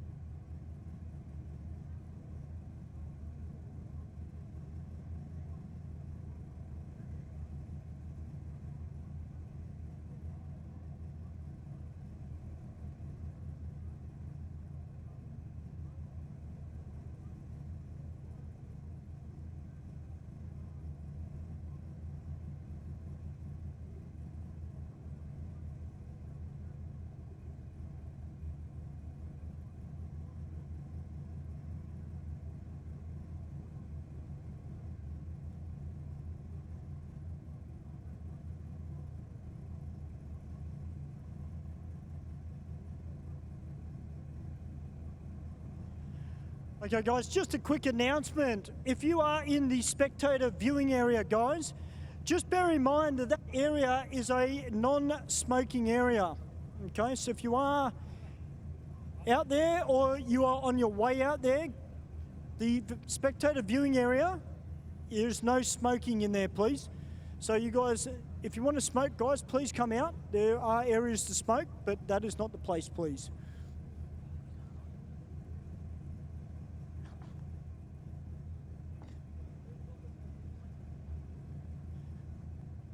That's a bit of a shame there for the Galano Engineering Mark 7 Golf. Yeah, it was indeed, Stu. He just left the line with a heap of revs and, yeah, a bit of a pop out of it, and that was it. Yeah, hopefully it's nothing bad. I mean, the main thing is that they can tow it, and there was nothing dropping out of the car, which is an advantage. Just while I'm down here with the mic, and have a quick word to Emmett. How are you, Emmett? Hey, Stewie, how are you? I'm good, mate. How's the bike running this week? Don't know yet. Gear change, learning all over again, learning how to crawl. Hopefully get back in the 9s and I'll creep up on it. Great stuff, mate, because I know last week you were talking with Ange in relation to Phil. But, mate, your bike's consistent. Oh, yeah, definitely. On a good day, yeah, it goes well. And just over here to the master, Wally Hoster, on the board the Kawasaki. How are you, brother? Well, good, mate. How's yourself? Mate, I'm really good. I'm having a great night so far. Mate, how are you getting used to the Kawasaki over the Honda? This is the first time it's ever worked, man. I've come in here 4 or 5 times and it's never gone down the track properly. So now it's starting to work. So now I've got to ride it. What do you find the main differences between the two? Obviously, one's a little bit more torquier than the other. Has the Kawasaki got less torque? Look, it's supposed to go a lot better than what I'm doing now, so yeah. It's got torque, but I've got to make it take off. All right, mate, we'll let you get your helmet on and get in the zone.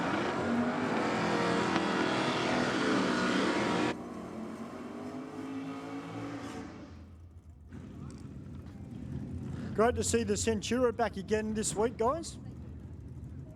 Yeah, definitely, Stu. It put in a good previous pass. That Kiwi just put in a great pass, just blew the tyres off on the line, but then just really fed it into it. Yeah, still got to 149, I think it was, across the finish line. Yep. 9:30. Nice leave it once again from the Rodeo. 16:41 to the 60, but the Centura comes around at the top end of the racetrack, Mark. A 10.19 with the 6, 133 miles an hour. And 10.9, 124 miles an hour for the Rocket Lane. Stutchbury v. Stutchbury on the start line. Aiden in the airflow lane. Corey in the Rocket.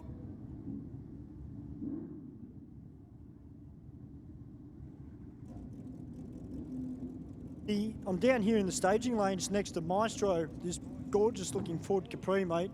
I'll tell you, it's really the first time I've actually gone up and had a really good look inside it. And I can tell you, mate, it's equally as impressive on the inside as it is on the outside. Big set of Sportsman tyres on the rear end of it. The boys just playing around with the air pressures at the moment. But it is one very, very nice looking race car or street car. Don Perry. Yeah, you didn't think I wasn't going to get you on the mic, did you? Who's going to do the triple zero and take home the money? Well, it might be Maestro. Maybe. It's a street car, isn't it? It might be a little Corolla. It might be a little Corolla. It might be a little Mazda 2. Who knows?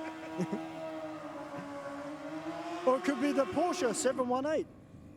If Adam can get his reaction times down, I'm no doubt he can do it. I think he's done for the night, Stu. Oh, is he? Yeah, he's in his shorts now. Ah, fair enough, fair enough. He set his PB. Yep. Well, I'm probably going to do 1, maybe 2 more passes, and then, but between that, I'll do some work and do some commentary. Great to see a whole heap of JDMs here tonight. This is awesome. Don't forget, guys, if you are up in the grandstand, you can go down to the pits as well, guys, and have a look at the Nismo setup down the end. They've got the show and shine. They've got Nissan Australia that are here as well. Andrew Hawkins from Motive DVD, Motive Video. Great to see him here again. Make sure you go down, check it out. They've got some merchandise down there. So feel free to go for a wander and check out all the fantastic cars that are out the back there and have a chat with the guys from Nismo and Nissan Australia.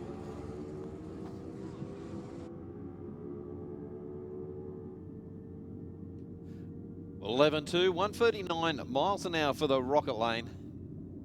And a 15.18 with a 189 miles an hour.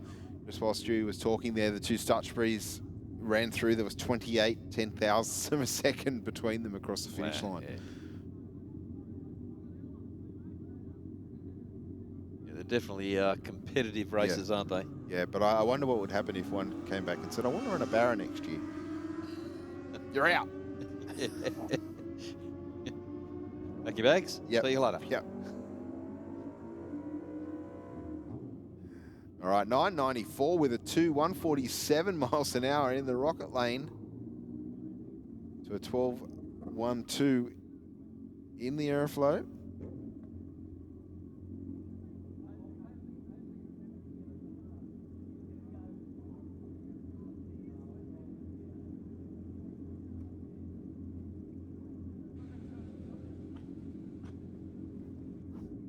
Next pair of bikes rolling up to the start line.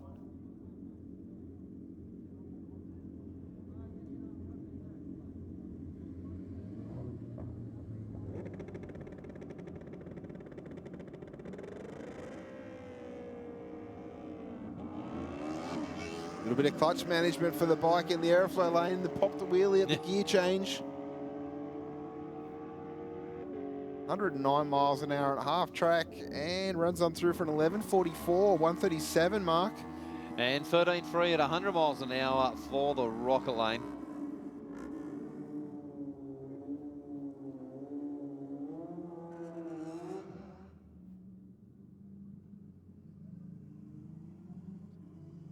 Wally Hoster down there in the Rocket Lane in the brightly coloured motorcycle and leathers. As he said, this is a new bike. Brett Copping was riding his old bike last week. Yeah, I did hear him say that this is the first time it started working properly for him. Yeah.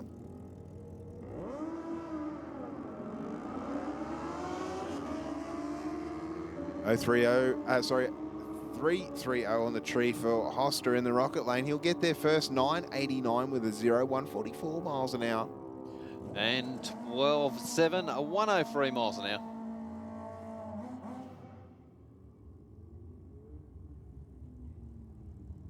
And that's Jesse Barnes down there in the airflow lane. On board the Suzuki GSX 1300.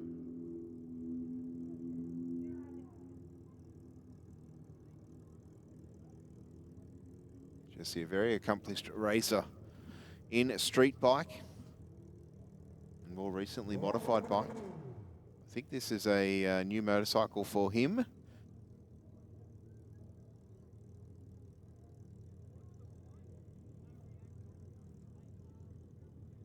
to see him back on a bike. I was talking to him at the end of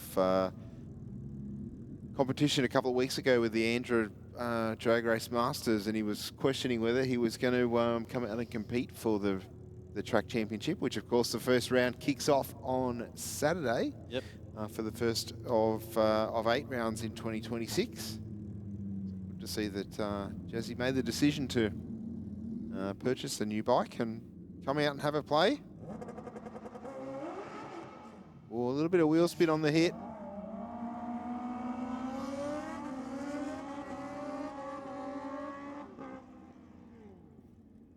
And shuts it off at half track. Still doing 87 miles an hour at that point, just quietly with a 975.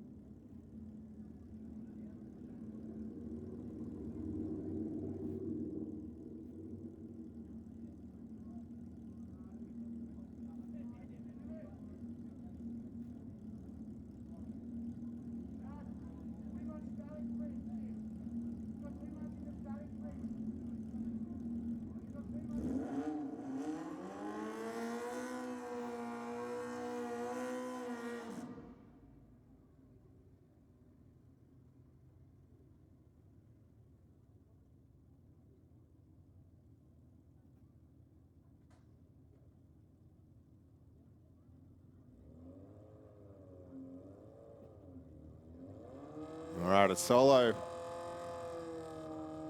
on the start line to round out the motorcycle session. Then we're back to our cars, a 172 60 foot and a 977 with an 145 miles an hour in the rocket lane. They just pull big top in, don't they? They do. They do. And I'm sure that if they're allowed to go past the finish line, we'd see some pretty crazy speeds. Not suggesting you do that.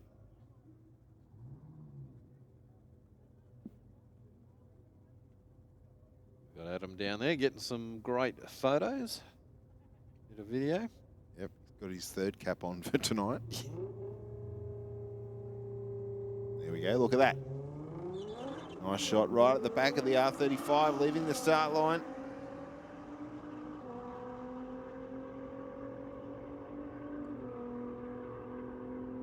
And 11.01 with a 131 miles an hour. And 15.5 at 89 miles an hour. I think that R35 been tinkered with just a wee bit. Yeah, I think you're right. I mean, they are quick, but not that quick out of the box.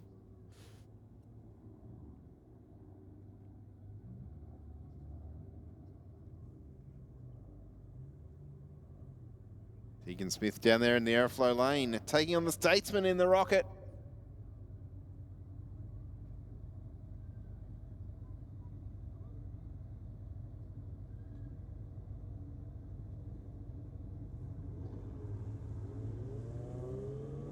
Smith away first with a 154 light. Battle of the provisional drivers. Of course, Tegan Smith with much experience down Sydney Dragway quarter mile, mainly 8th mile with the junior dragster, but more recently into modified eliminator. And she'll run here through with a 17.1, 82 miles an hour to a 17.3 for the Statesman.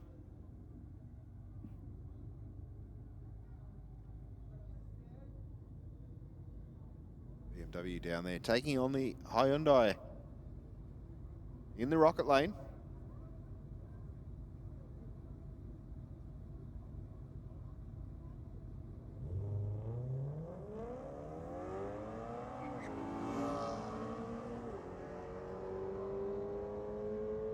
BMW straight down the centre.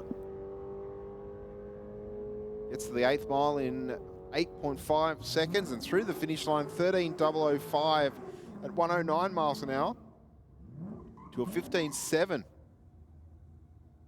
in the rocket lane. Strong burnout from the Commodore down there in the aeroflow.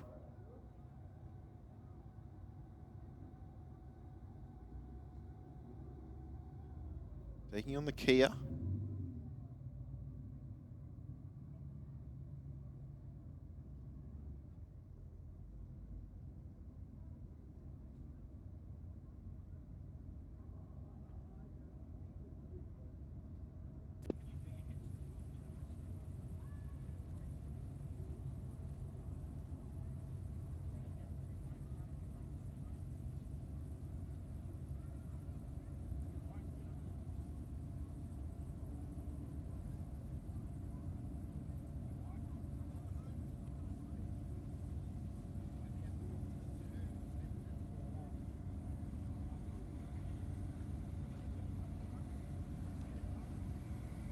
Nice shots of the aptly plated grey Stinger. In the setting sun here at Sydney Dragway. It's been a warm summer's day here in Western Sydney. Nudging mid to high 30s.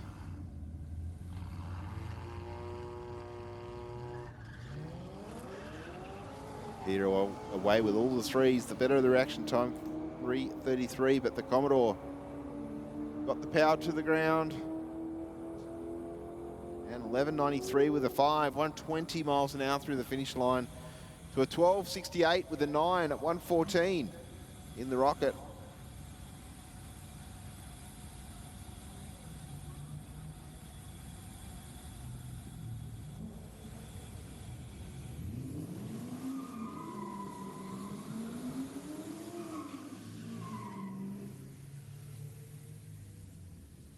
Commodores going through their burnout procedure. Very clean VT down there in the airflow lane this time around. He's up against the VY.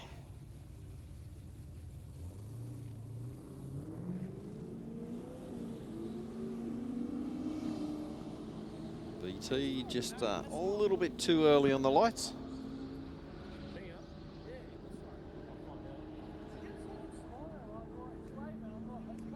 Goes through 13.8, 104 miles an hour. With 15.3 at 87 miles an hour. Falcon Ute up against the Corvette.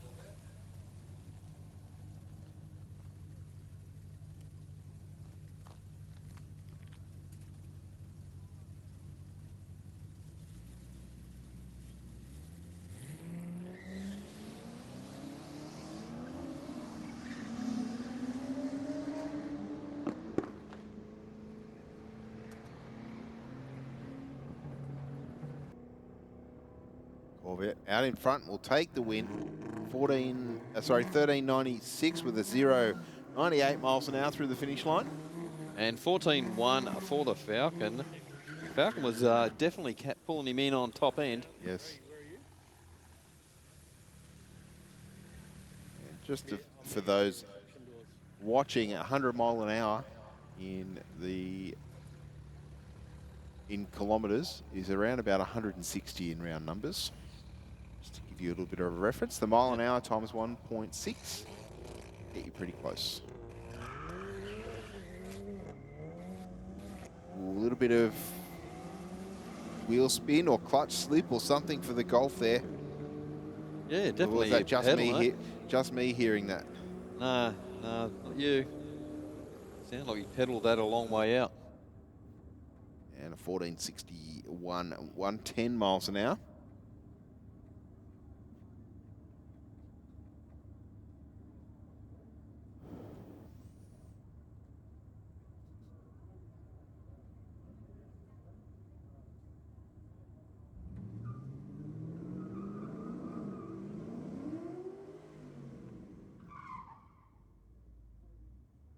The R8 Club Sport going through its burnout procedure.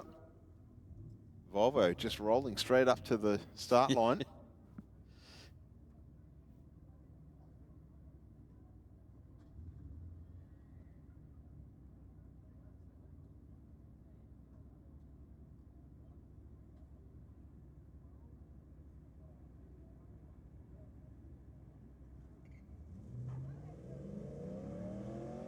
Oh, 1-2 on the tree for the Volvo. Been cutting some pretty good lights tonight. As we say, you don't have to have the quickest car in the shed to cut a good light, that's for sure. 12.9, 109 miles an hour for the Rocket Lane.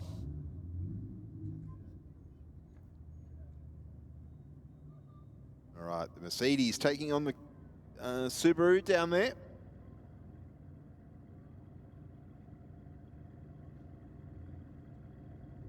Subi, right of screen in the Rocket Lane.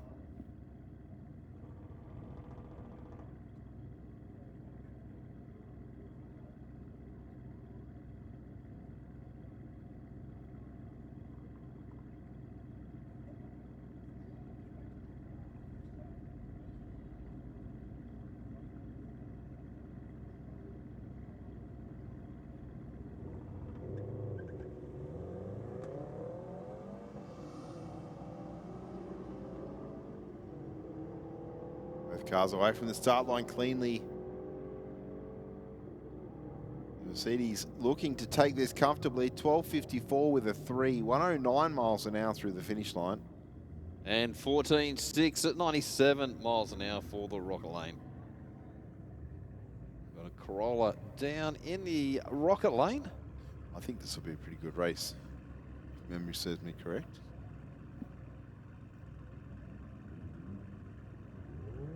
The VW? Yes. One of the twos. VW, is it Jetta? Yeah, I'm sure it's a Jetta.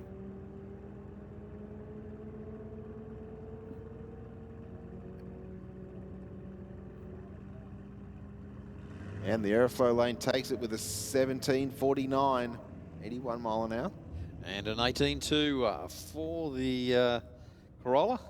Oh, Stewie, what are you doing, son? You're punching well above your weight here, I can tell you. It's probably one of the quickest Audis in the state, let alone the country, let alone 094. Hey, he's on fire tonight. He's doing really well. And the Audi gets through the finish line. First 10.55 with an 8, 136 miles an hour through the top end. And the Pocket Rocket, a 19.0 with a 6, 71 miles an hour. Had him treed to the start line though. Yeah. He should race more often, I reckon. He's going great on the tree. He hasn't told us he's been on the practice tree all week, though. Someone's lent him one.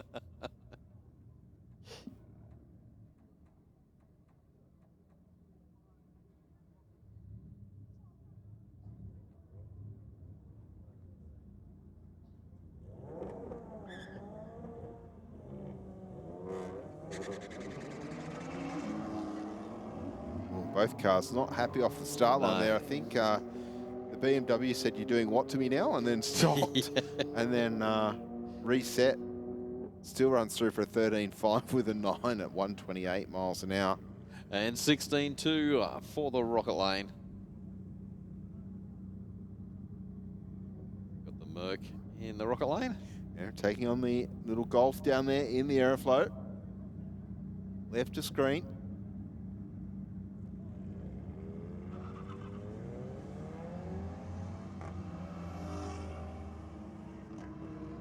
.1 to the 60 for the Mercedes. And runs on through for a 12.0, 121. And 14.6 at 98 miles an hour.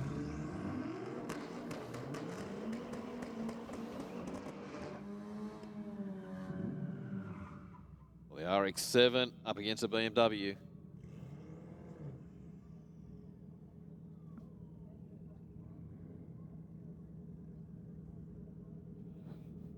Just a general reminder to all of our competitors out in the staging lanes, please make sure that your air conditioner is switched off. You will inherently drop fluid on the start line, which will mean that Keithy will have to get out the mop. And he doesn't like doing that. As much as he'll smile and wave, he can only bear so much. So please turn your aircon off. Yeah, if your car does dump fluid on the track, they will wheel you back out. Yep. Put you back to the end of the lanes.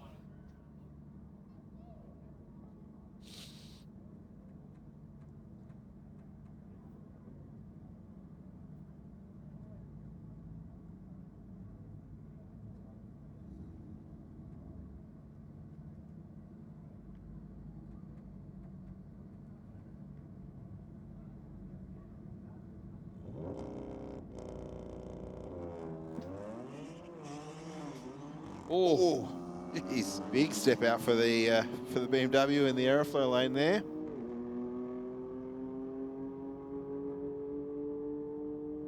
But still will take the win. 12.30, 123 miles an hour. And 14.7 at 97 miles an hour. Let's just see if I was quick enough on the replay button here, Mark.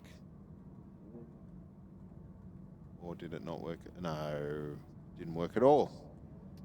Yeah, you got it. You look, come up on this screen here. This one's slow. This one's the...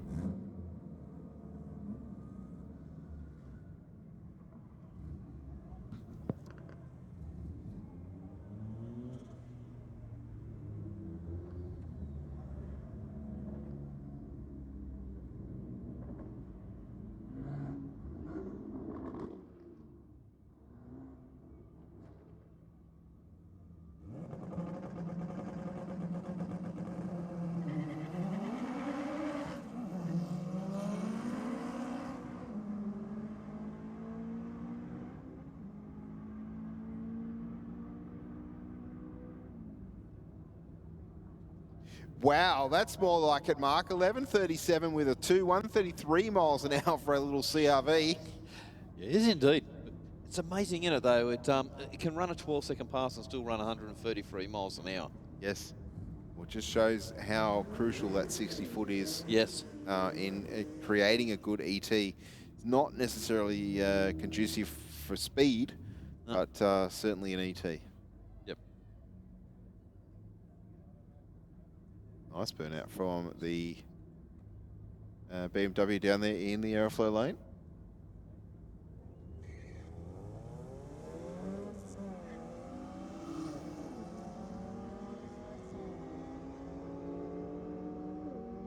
.1 to the 60, and we'll take the stripe here. 12.40 with a 0, 116 miles an hour.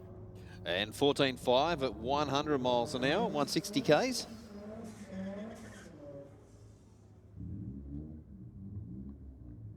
Bit of flash paintwork down on the start line in this one, Mark. Yes, indeed. Rob Sider got the 180. Yeah, Braden Stewartson down there in the rocket lane. Away nicely, 176 light for him. Looks like he's fixed whatever issue was making the fume out the back of the car. Yeah, it's a lot cleaner now, isn't it? Yep, 13.43 with a 5, 107, the quicker of the two. And 14.1, 103 miles an hour for the aeroflame.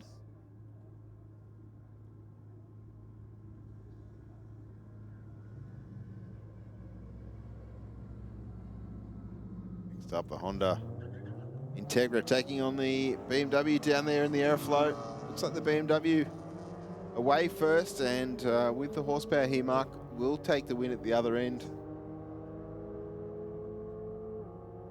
And runs on through for 13.0 at 110 miles an hour. And 16.0 at 91 miles an hour for the rocket lane.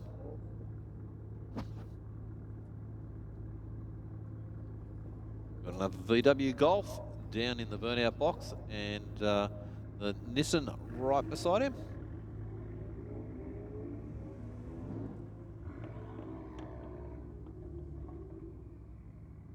Neither car fast with the burnout, but that doesn't matter.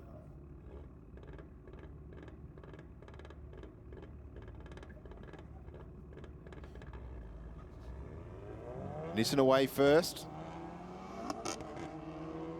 Golf certainly keeping him honest at this point. The Nissan just in front at 1,000, starting to stretch the legs a little bit, and a 13.00 at 115 miles an hour. Got there by about 4/10, Mark. 13.26 with an 8. Yep. For the Golf. The Supra back out. Against a VW.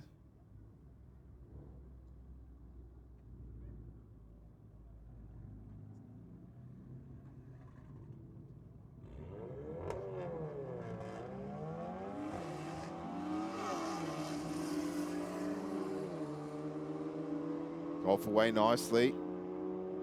The Supra comes around at 1,000-foot mark, 10.97 with a 0, 118 miles an hour. And 12.2 for the aeroflow lane. With the Isuzu down in the rocket lane. Taking on the Beamer. Certainly giving it a crack in the burnout. Yep. This Isuzu pumping out plenty of soot. Yeah, I dare say a little bit of a tune going on. Yeah, definitely screwed the pump way up. Getting the max out of it. The BMW is certainly going to take the win though. 11.29 with a 6, 125 miles an hour. And 14.3, 97 miles an hour. BMW up against the Subaru.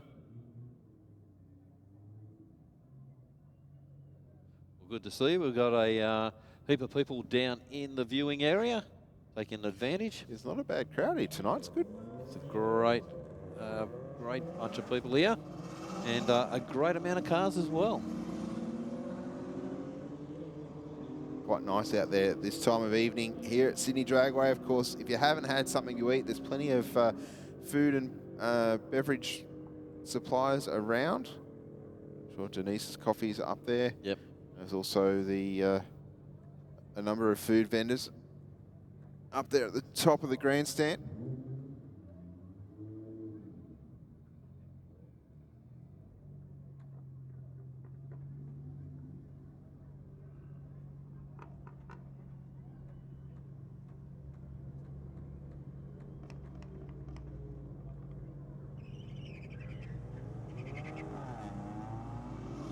Rocket lane away first, but the Aeroflow with the performance jumped to the 60 with a 176. 11:45 with a 7 mark, 121 miles an hour. And 12.7, 115 miles an hour. Well, Steve, great burnout. Yeah, nice. Good to see the Skyline driver not scared in the burnout. And right beside him, we've got the Honda Type R.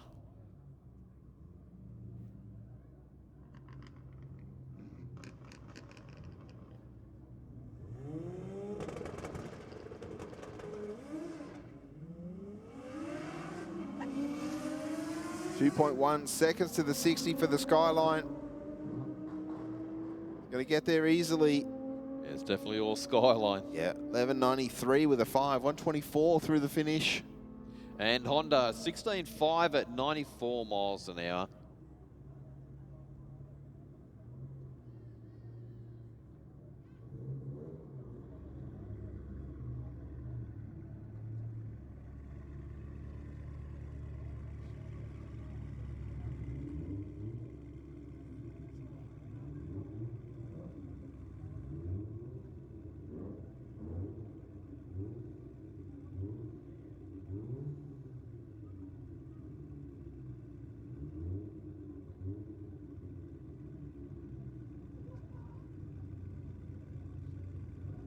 They just are wheeling these cars back.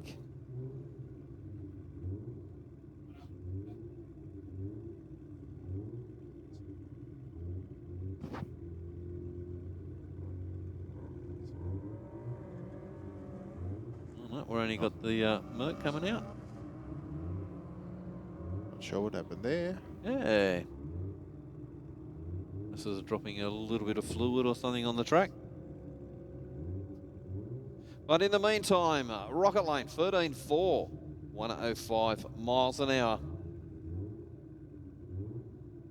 Another one is very nice. Audi wagons down here. Next pair up. Taking on the Mine 99 Subaru. Who will it be across the finish line? The scoreboard tied up once again. This has been the closest battle I think we've had, Mark. Most of the one side sort of run away with it. Yeah, usually as the evening goes on, they just one side will just pile it on. Not tonight though. It's good to see. It's an even flow all the way through. Exactly right. The Subaru gave it a good fight. 12.64 with a 6, 122 miles an hour. Got a 12.72 with a 5 at 132. Gets there, Mark, with the Audi to score the win. Well, another RX-7 down in the Rocket Lane. Stewie will be in Mazda heaven. Yes. Especially when it's got smoke pouring off the back tyres.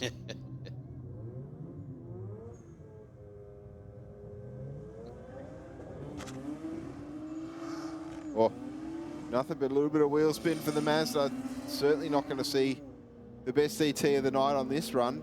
The Aeroflow lane, no troubles whatsoever. 12.15 with a 6, 114 miles an hour. And 13.4, 97 miles an hour.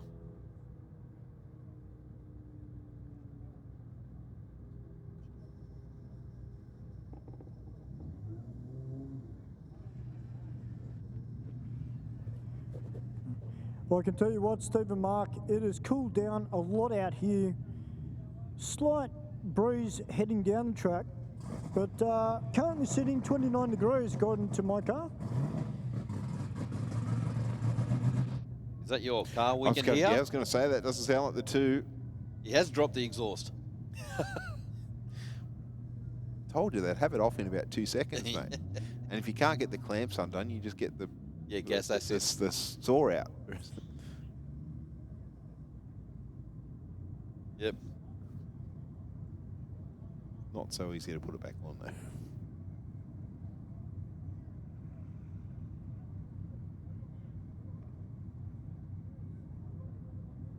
All right, our next pair rolling up to the start line. We're just wheeling him back out at the moment.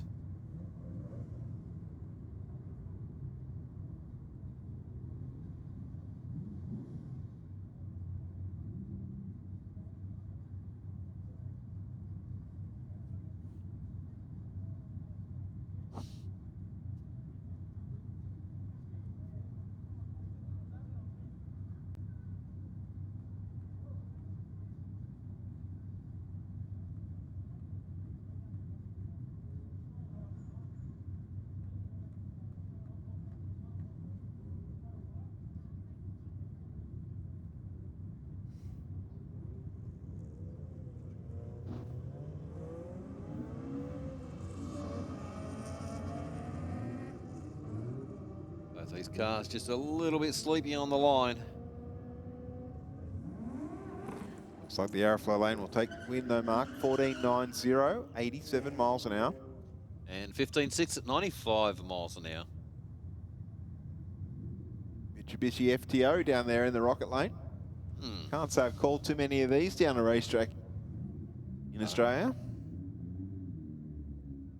And did you get a little bit too excited and overshot the line?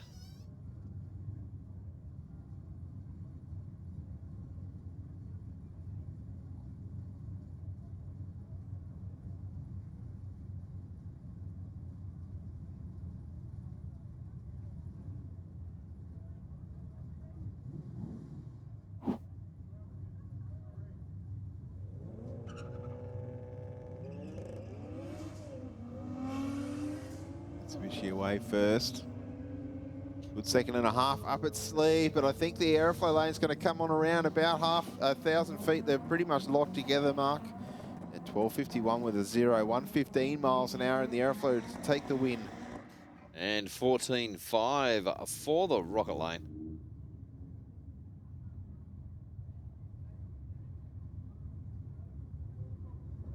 There are 180 SXs down there on the start line. We've got a bunch of them here tonight. Yeah, we have. Got a real good round up the cars there.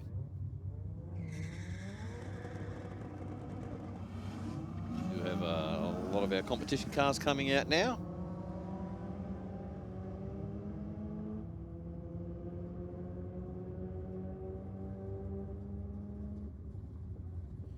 And a 13.28 with a 5, 117 miles an hour in the Aeroflow.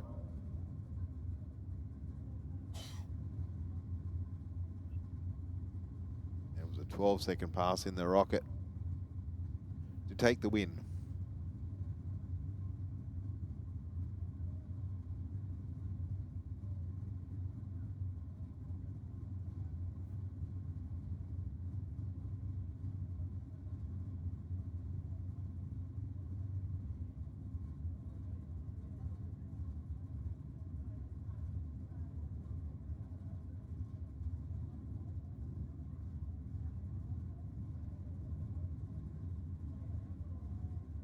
Aero Subaru is rolling up to the start line. Yep. The WRX in the Aeroflow, taking on the Silver Forester. There's a number of Foresters down here tonight too.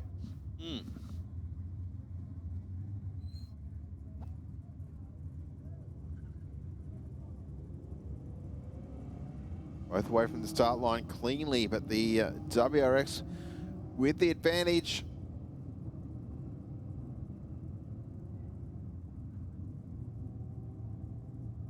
And will take the win, 14.70. And 18.3 at 82 miles an hour for the rocket lane. A nice strong burnout from the Capri.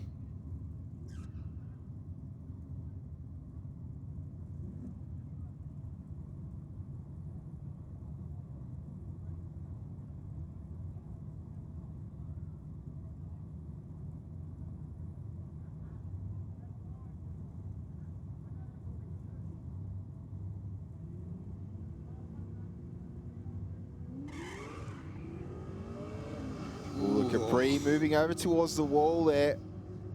Just screeching the tyres on the hit. I think there was a little bit of a pedal there, but still a 10.11 with a 9. Look at the speed there, Mark. 137 miles an hour. Yep.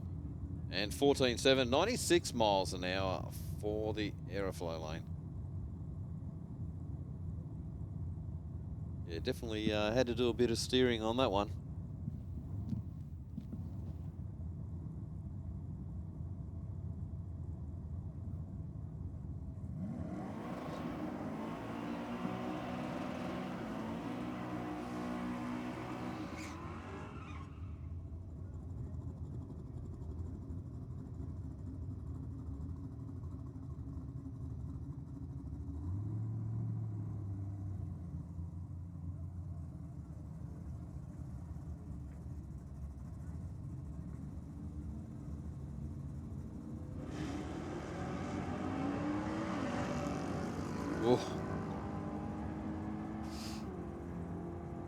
Aerofly lane getting real twitchy off the line.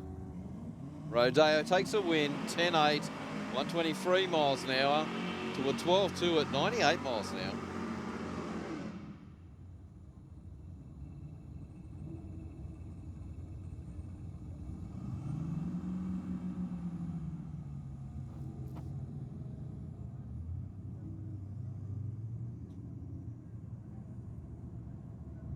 Joe Sorbello in the Nissan, backing back from his burnout there, Mark. Taking on Corey Stutchbury. Yeah, Joe, I think that he may have the disconnected the supercharger. He's running into the 11th. Oh, great light.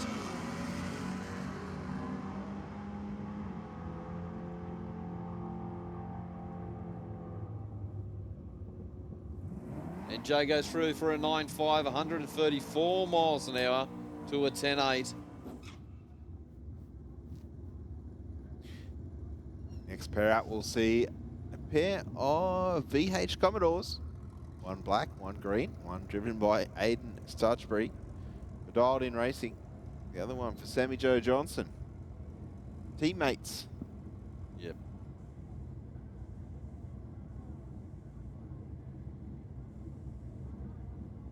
Sammy Joe, just big purge of the nitrous. 026 on the tree for Stutchbury. 065 on the tree for Johnson. Almost side by side all the way there. A 10.07 with a 6, 134 miles an hour. Take it, Mark. And 10.5 for the Aeroflow. We got the Falcon Ute up against the Dodge Ute.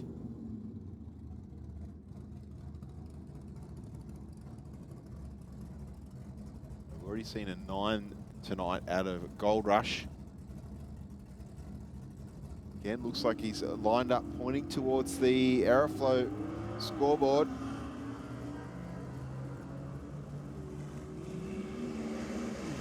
Softer on the launch, but moving around at 3:30. The Falcon through the finish line, 10.29 at 131 miles an hour. And 11.5 at 86 miles an hour. Got out of that way early. See the replay there, the Gold Rush Ute moving around.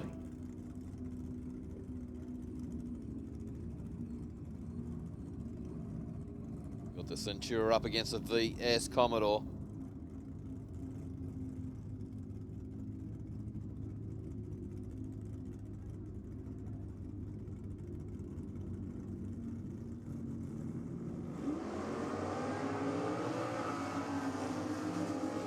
Sorbello away first in the Commodore. Will the Centura catch him at the finish line? I don't think so. 10.26 with a 7. 139 miles an hour for Sorbello. And a 10.18 with a 6 for the Centura, Mark. It's a bit of a shame. He's just not having a very easy run tonight, is he? No. In Gold Rush. things. That's the struggle when you do something a little bit different, I guess. Yes. Good race there, though. 2/10 across the finish line. The aeroflow lane will get it 10:04 with a 4.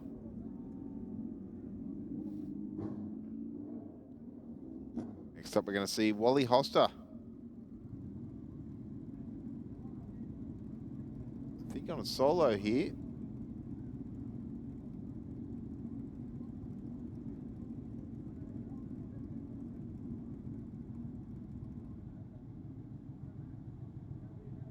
See the red lights flashing. Yeah, not sure if they're having a bit of a search down on the line there. Guess there's something on it.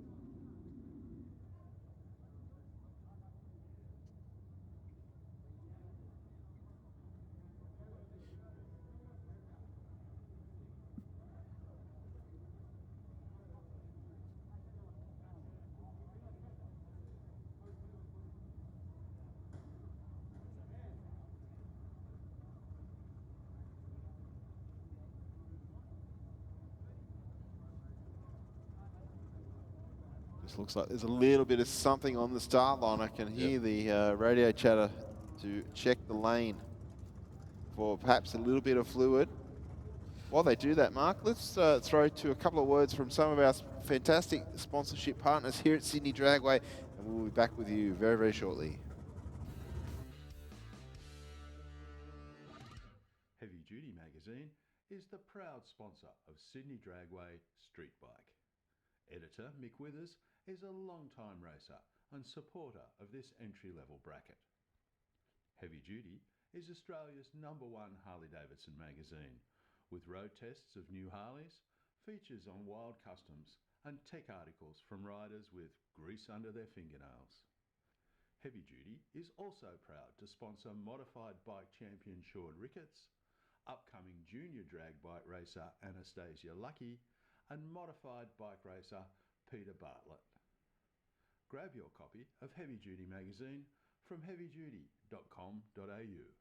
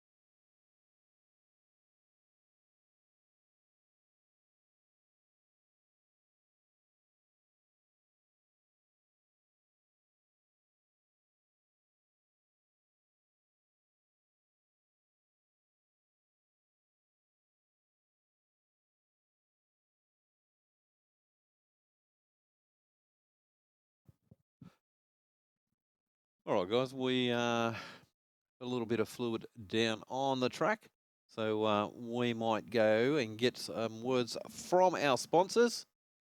And you're here with JDM versus Euro.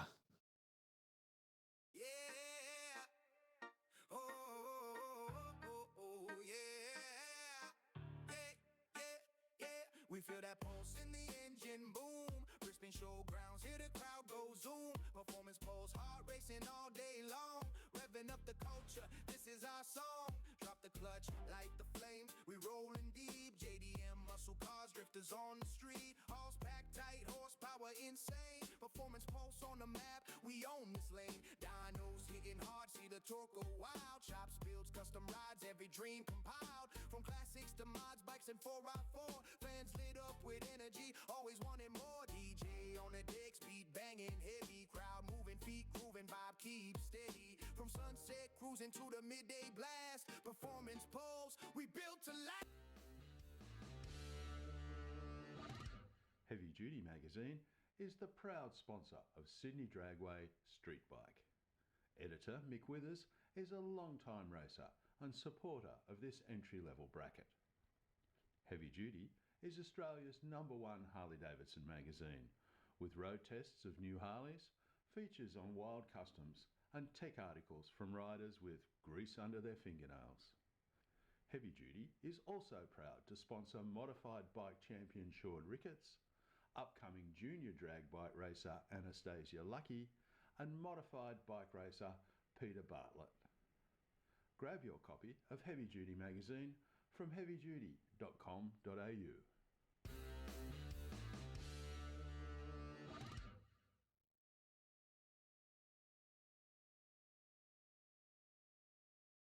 All right, guys. This is what we call the guys the A team. They got in, got that bit of coolant all cleaned up, and we are back here. Aeroflow, race for real.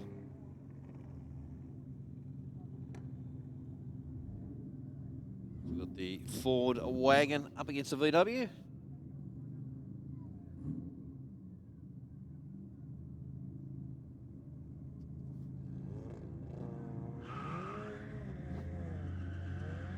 Well, the feed up out and gone while the Ford is just loading up on the line. On a bit of a charge, but definitely won't get there. 15.0, 77 miles an hour to a 12.5, 122 miles an hour. That territory definitely sounded a little bit different that time around, Mark. Yeah. I wonder if they've paged up a little bit. Yeah, paged up a lot, I think. Yeah. Well, everyone's perception of a little bit's always different, isn't it? It is. I think 10 more pound boost, it's all good.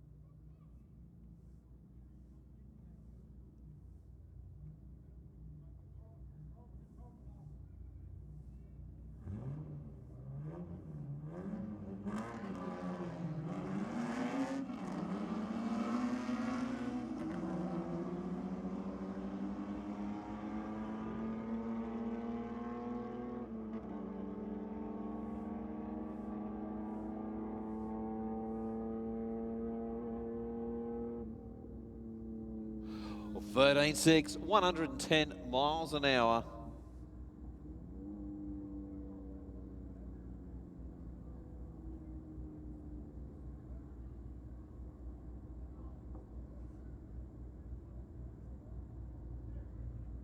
Got the Falcon Ute coming into the rocket lane. And the VT Commodore will be right in beside him.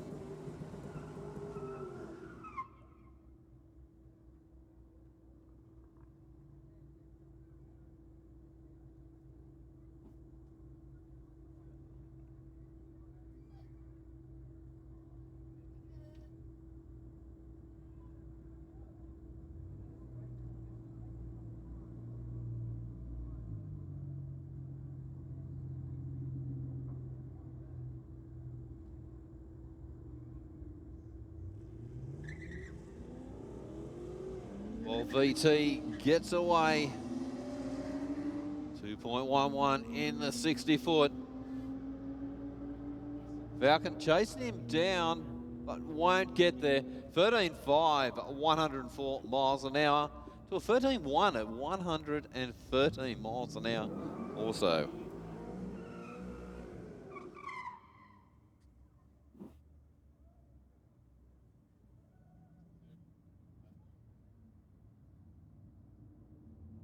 HSV Commodore in the rocket lane.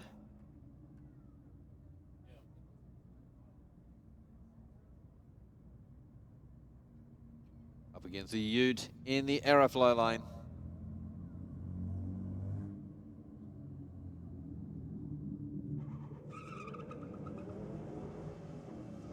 Oh, the Ute just turning the tyres.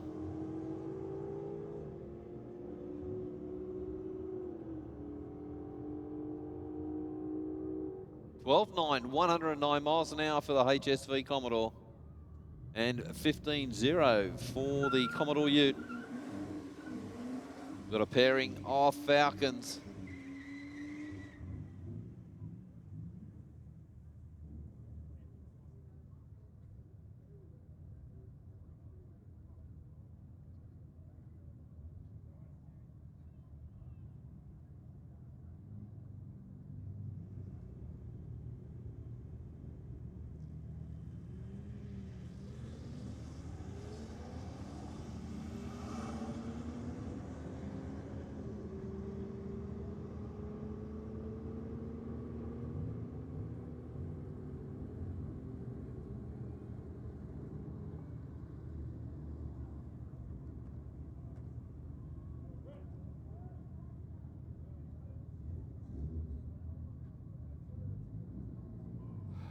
Well, we got the pocket rocket down in the Aeroflow lane in the Mazda.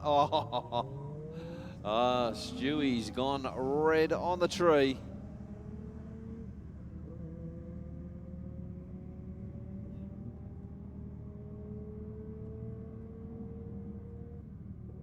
Think you might just get done top end of the track. 16.8, 85 miles an hour to an 18.2 at 77 miles an hour.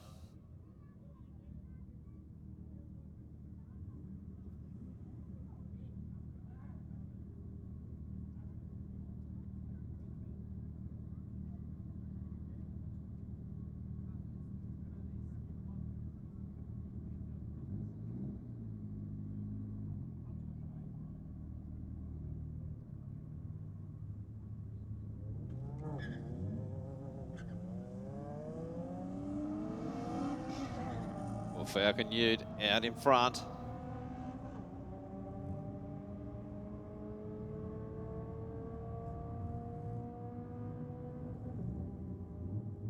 Free, 91 miles an hour for the Aeroflow lane to a 15.5 at 92 miles an hour.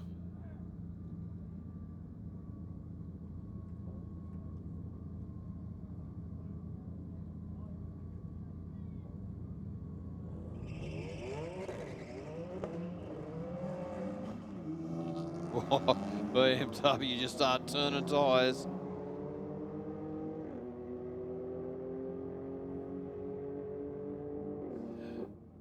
$13.0, 125 miles an hour to a 13.7, 114 miles an hour.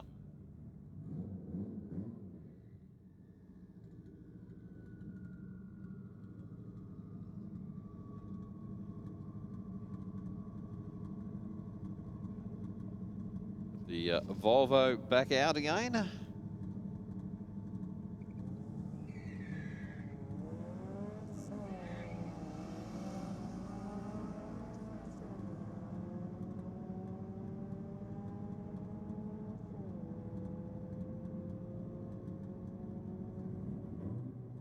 $14.1, 101 miles an hour. 17.2 at 81 miles an hour. Got the RX-7 up against the Mercedes-Benz.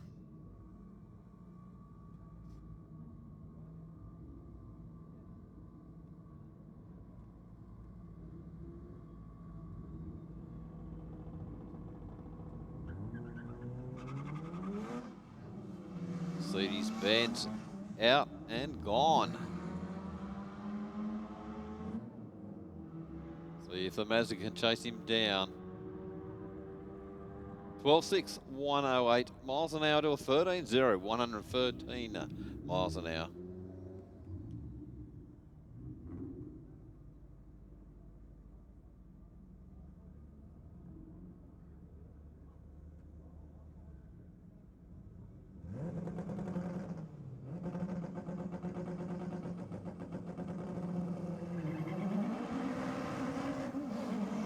All right, let's see how the Honda goes. Getting very close to the center line.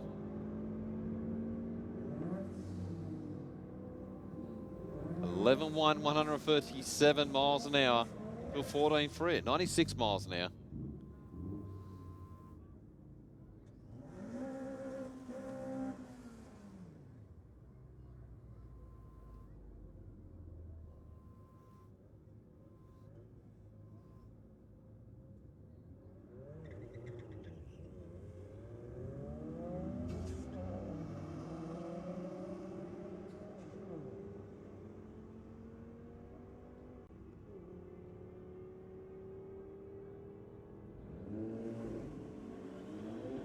Rocket Lane hard on the brakes. 16.1 at 62 miles an hour. 17.1 at 82 miles an hour.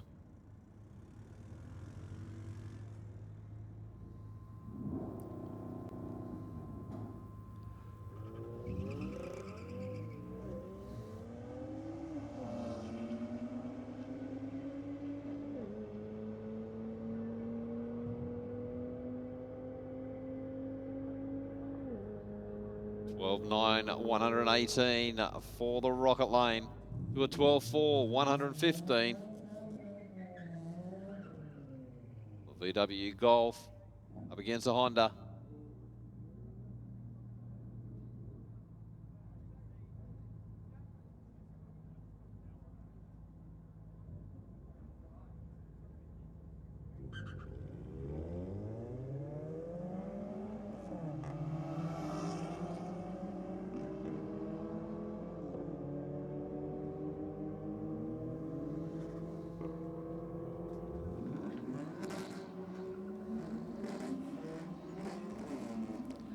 Fourteen 8, 99 miles an hour.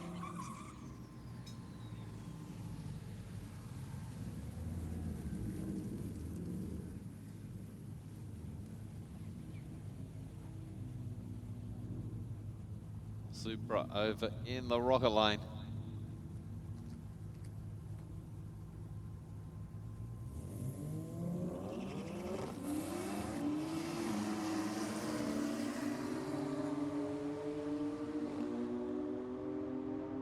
Adam down there putting on some great camera angles for us.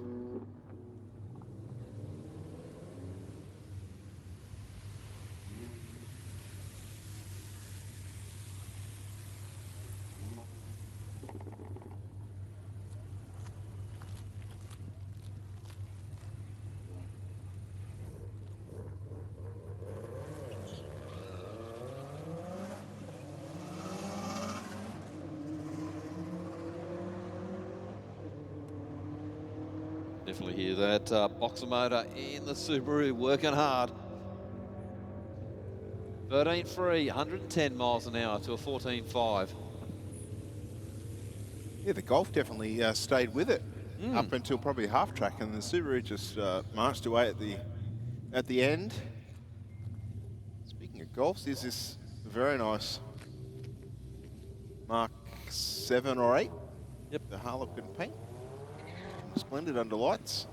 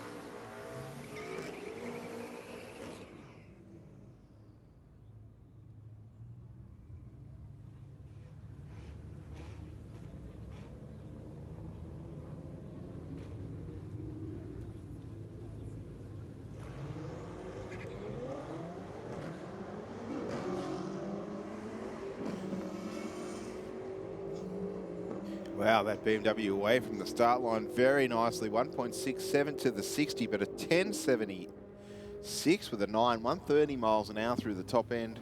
To a 12.78 with a 4 at 120 for the Rocket Lane.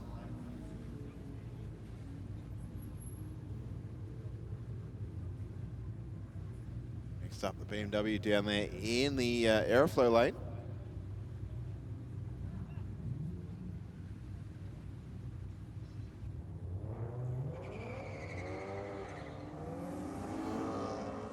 Leaving the start line with a little bit of wheel spin, or I think it was the BMW. Yeah, couldn't be sure on that one. Out in front with a 13.3, 110 miles an hour. And 15.1, 96 miles an hour. The Skyline in the Rocket Lane.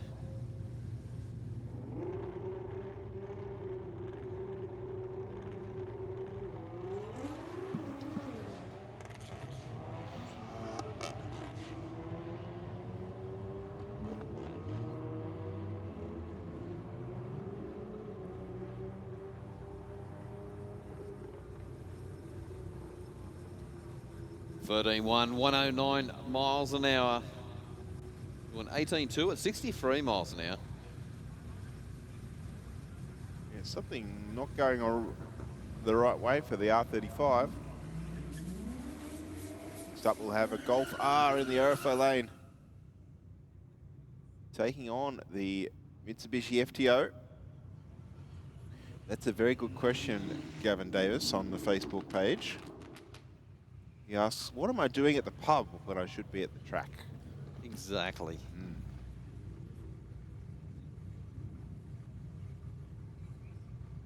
Yeah. Yeah, that's right. You go there after the track, Gavin.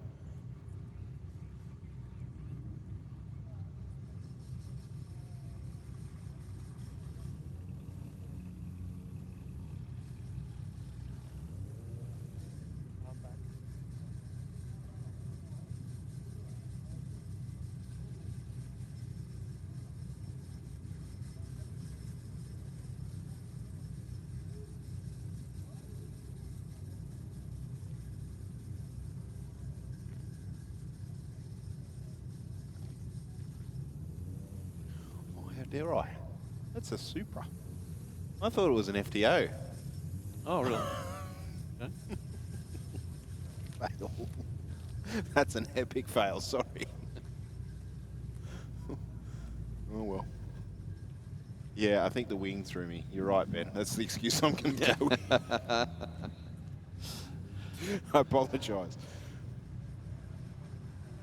Oh, really? I wasn't alone. Ben, wow. Okay. Well, that makes me feel a little bit better because you're usually pretty good.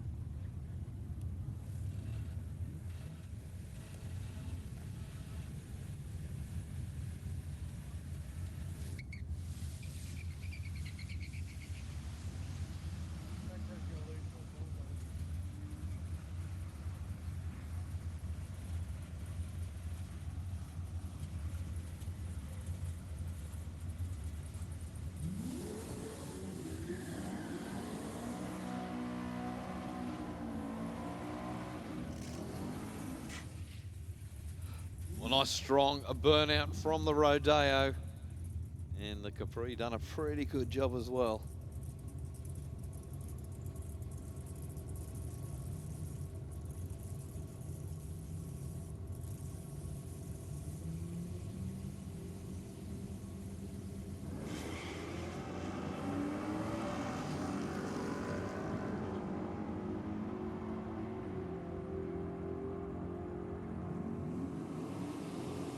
Ten 0, 138 miles an hour to a 10.8, 124 miles an hour.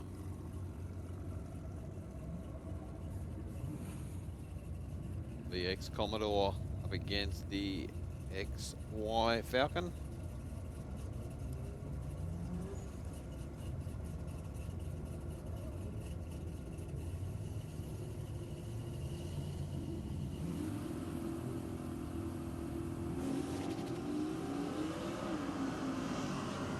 Falcon just left really hard.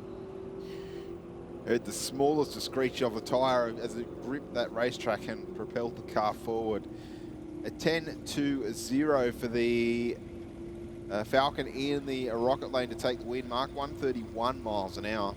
And 10.8, 126 miles an hour for the VX Commodore. The Falcon was trying to turn itself inside out off that line. Yeah, it's hooking up very nicely down there on the racetrack. So Gold Rush moving over to the aeroflow lane this time. I don't think we've seen it in the aeroflow lane tonight.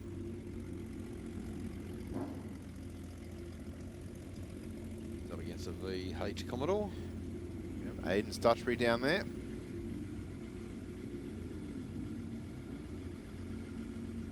So you think it's a big old heavy truck, don't you? But yeah, look at the spider webs on the, what we call spider webs on the slicks as it rolls forward. Building boost, building boost.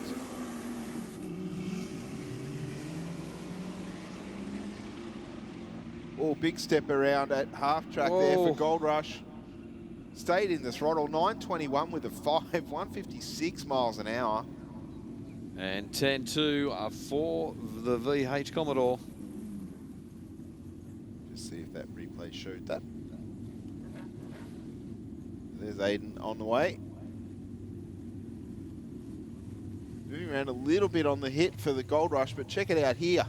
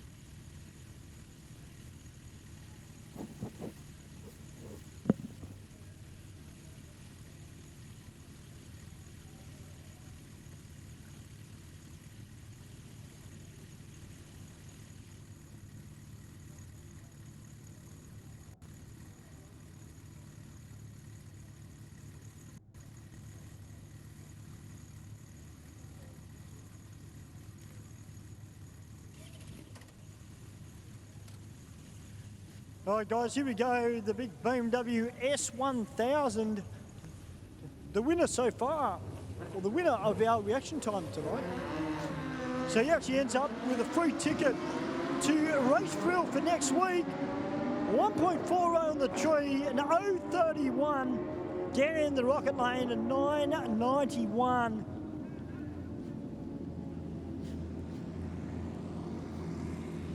Well, what a fantastic night it's been here at Aeroflow Race to Real. We've still got plenty more racing to come. I'm going to duck over to the banner pad to present this rider with his reward.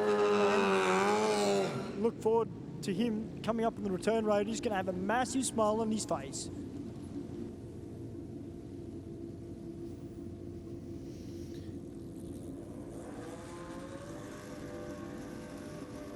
All right, Wally Hoster down there in the airflow lane for another ride on his new motorcycle.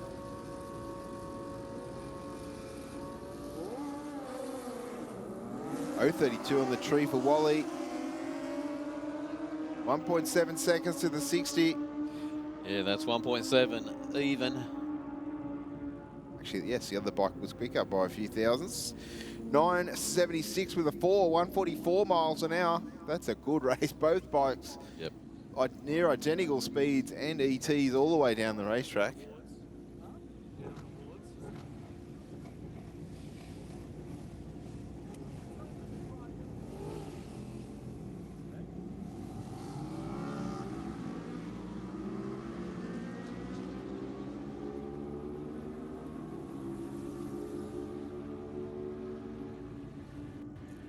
Alex Bear through the finish line, 11.29 with a 3, 139 miles an hour.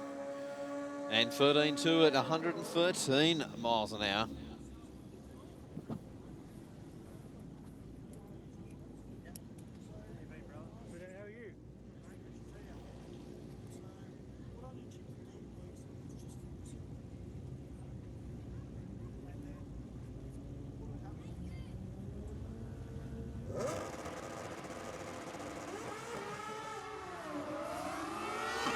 A little bit of a wiggle for the rider in the airflow lane, leaving the start line.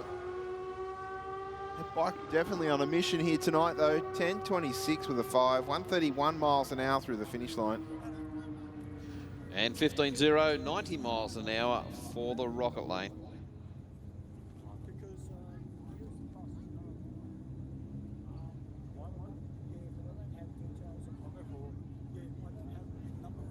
Have you crossed to him? You got are you done already? No, I'm not done here. Have you spoken to him? Have a chat.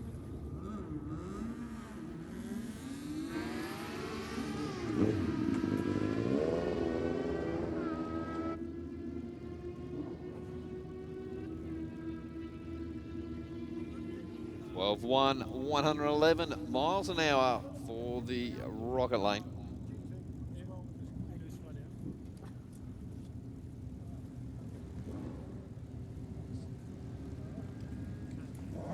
All right, well, just before you put your helmet on, Habib, congratulations, mate. You've got the best reaction time tonight. Thank you very much. And I'm looking forward for the next race. Mate, you had fun. It's a good bike, these 1000s. They're getting quicker.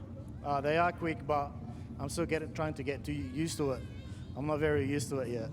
Well, mate, you've done a fantastic job. Point 006, ladies and gentlemen, put your hands together for Habib on the BMW.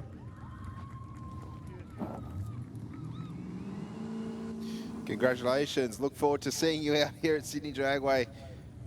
Hopefully next week to claim your prize and enjoy a night's racing on the track. Jesse Barnes and Michael Richards out there doing battle. Two good teammates.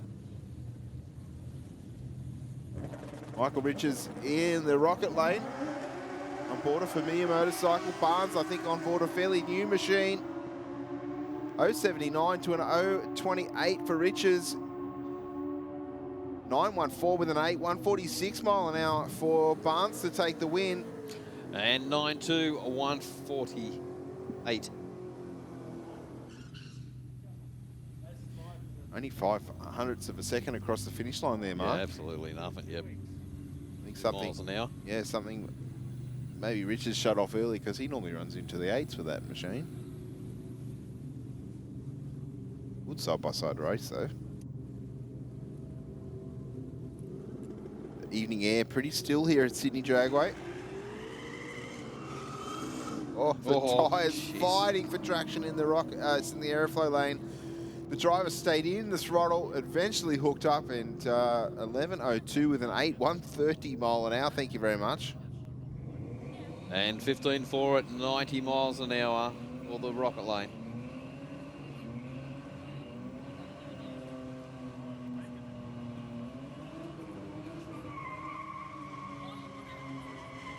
And an all-forward battle happening on the start line now. The territory down there in the aeroflow lane. Taking on the XF Falcon utility.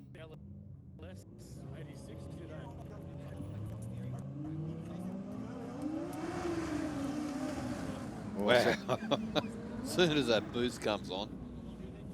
Yeah, it sounds like the ignition or something was breaking up as it got a little bit higher up in the rev range, perhaps a boost cut or something like that. And the Falcon Ute gets there first, 14.63 with a 4. And that definitely sounds like another Falcon Ute.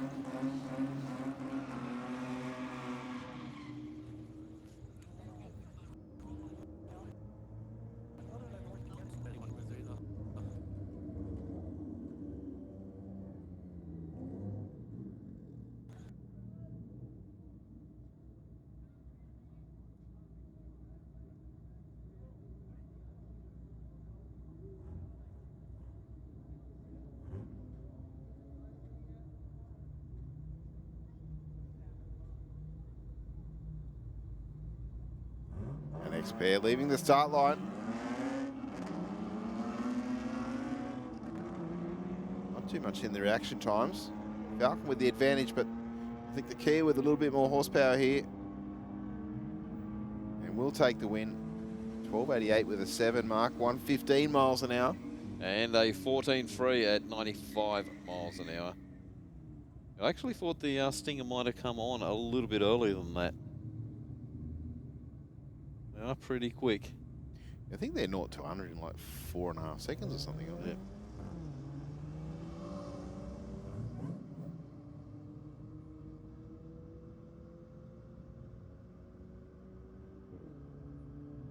This one's shaping up to be pretty close at the finish line, but the rocket lane gets there first by 0.3 of a second. 14.22 with the 7, 100 mile an hour.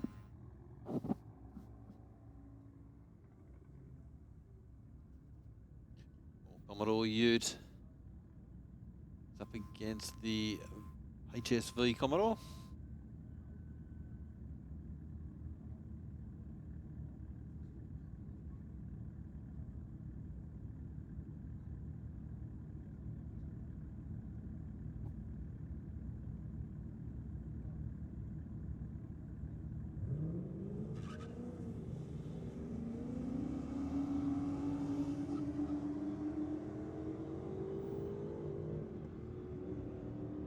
HSV with a very good light on a pro tree for a street car.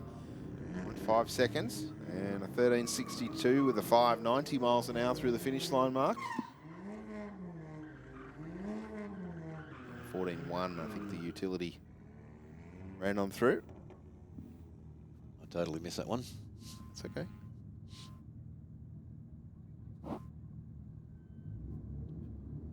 The HSV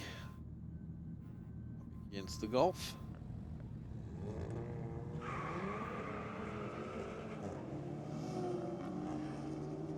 We're down the back of the staging lanes, and I've got Raphael here, the driver of this beautiful looking 86 with the LS engine swap.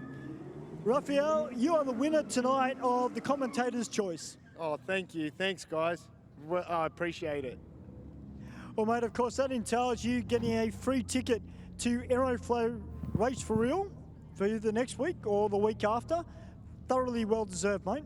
Thank you. Thanks for that. Yeah, I enjoyed tonight. I hope I can get a bit better time. It's been spinning a bit, but yeah, thanks, guys. Well, mate, it's all practice. Well, mate, I'll get you to jump in because I know your lane's not far away. Back to you boys upstairs. Thanks, mate.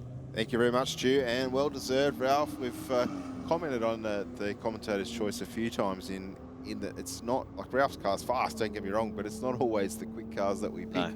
It's just something that strikes our interest, and it was pretty much unanimous up here that we asked the question and we all said the same thing at once. So without any prior conversation about it. So certainly well deserved and something a little bit unique. Yeah, it is. Yeah, it's myself. I haven't seen any 86s with that type of engine transplant, and the car overall just looked sensational. Had the right stance on it. Looked really good, clean, and with the bonnet open, it looked like that motor grew in there. So Yes. Yeah, no, so well deserved to Raphael and the people that have helped him put it together.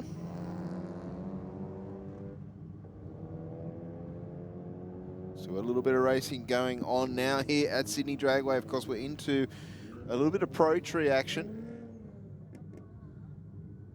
Would be a little bit difficult to cut an O light on the pro tree with a street car, but it's not impossible. You just have to be a little bit better at guessing. And that's simply just because the street car doesn't leave as hard as what your professional cars do. When you're talking like most of the door slammers now, they're 0.9 of a second to the 60 foot. Fuel 0.8, low 0.8s of a second.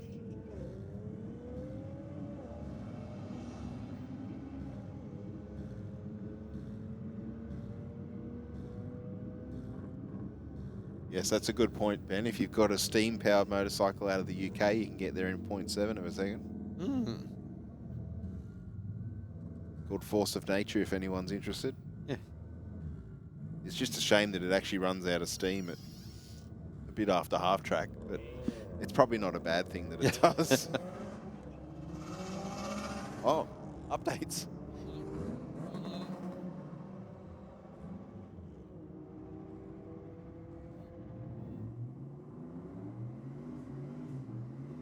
Okay. So I don't know if anybody heard that. Ben actually put me onto that Force of Nature bike in the UK, and it is actually steam powered, believe it or not. Yep. So Ben was just saying he's put all new controllers in it. He's built a bigger boiler, which means more fuel, more steam. Yep. And because he wants to go faster, surprise, surprise. Said no drag racer ever. I think that thing half track shuts off and still runs like 170 mile an hour. Yeah. Sorry, Ben. And the rest, sorry.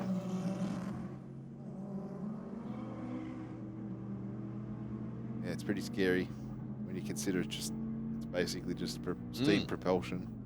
Yes. You seen that bike called Y2K? No. Got the helicopter motor in it. Oh, wow. We're in the US? Where is it? Yeah, where else? Oh, okay. I thought it might have been the UK because they do all sorts of weird stuff Yeah, there. yeah, no. Yes.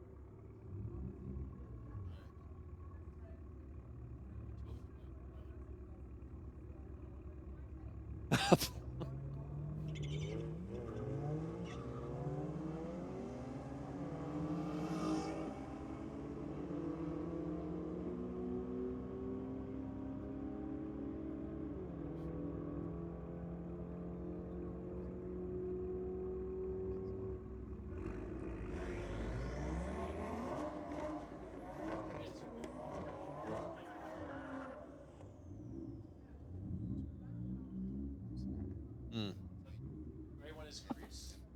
Grey one is.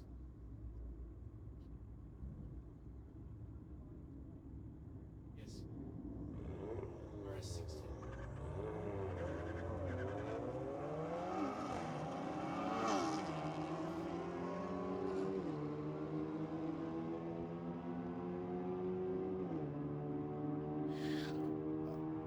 $11.40 there for the Rocket Lane. That's a great pass.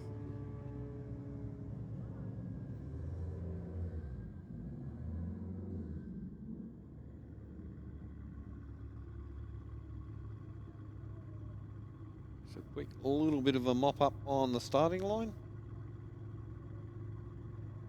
Sweeps like he's done that before. Yeah. But he doesn't mop the kitchen floor.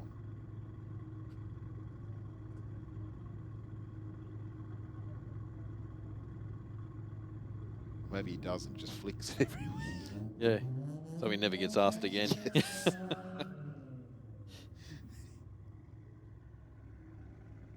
Method to the madness, folks. Yes, It's indeed. method to the madness. All right, our next pair rolling up to the start line.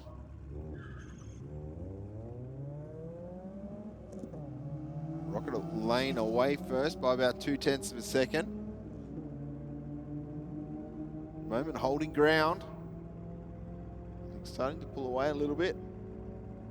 And we'll get there first. 15.80, 92 miles an hour across the finish line. And 17 free at 82 miles an hour for the Aeroflow lane.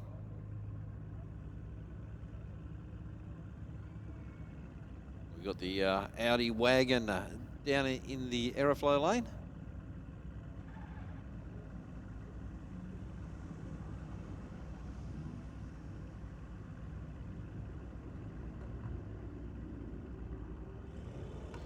Welcome to the stream, fans of FDL, of course, that very quick Audi wagon.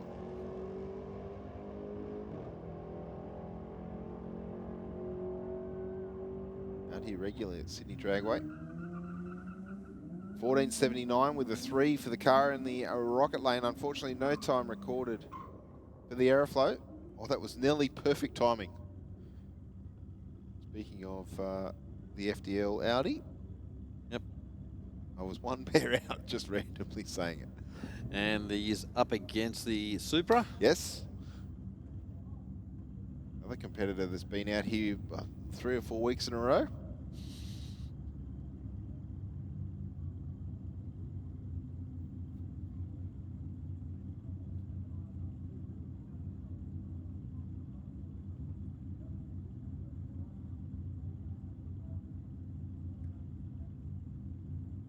Just waiting on the Supra.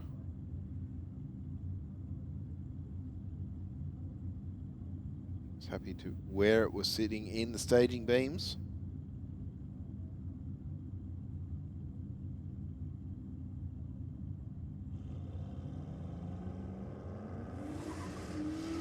Well, Supra out and gone. And Audi's up for the chase. He's dragging him in really fast quick. is that Audi going at the top end of the racetrack? 135 miles an hour, nearly double the speed of the Supra. 10.40 with a 6, 135 for the Audi.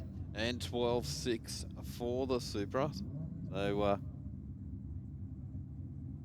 the miles an hour was way down on the yeah, it seemed it launched all right to the 60, Yeah. but maybe maybe some issues at the top end of the racetrack. I don't know if that's manually shifted or an auto. I'm assuming auto because it's not. You can't see the suspension rocking, you know, on the gear change, and you're not getting the big flash of flame out the pipe on the shift, which you normally see out of the Supras and the manually shifted cars, especially when they're running stupid boost. 12.87 with a 3, 116 miles an hour for the Rocket Lane.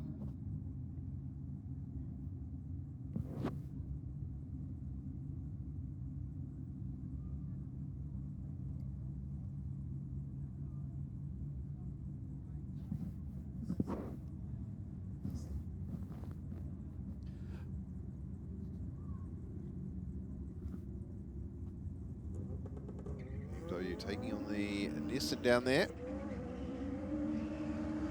Ooh, a little bit of a squirm on the start line for the BMW. Got it hooked up now though. Straight down the centre of the aero once it got past the 60 foot. And a 12.55 with a 0-1, 12 mile an hour.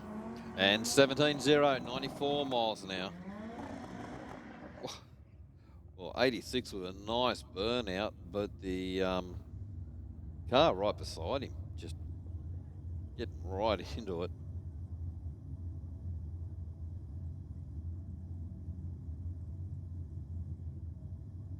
They're pretty cool. Sports coupes down on the start line, only a couple of generations apart. 30 years or thereabouts apart.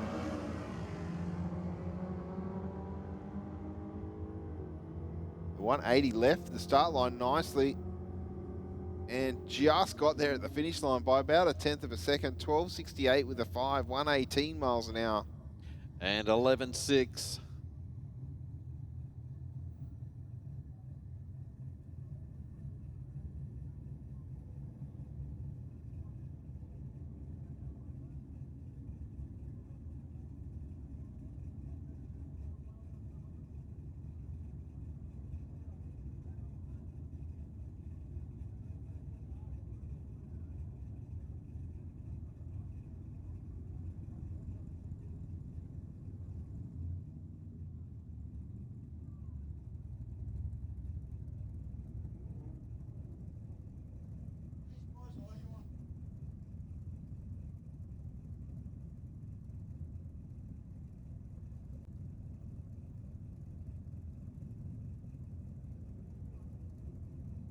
All right, the R35 taking on the Honda. I think it is down there in the rocket lane.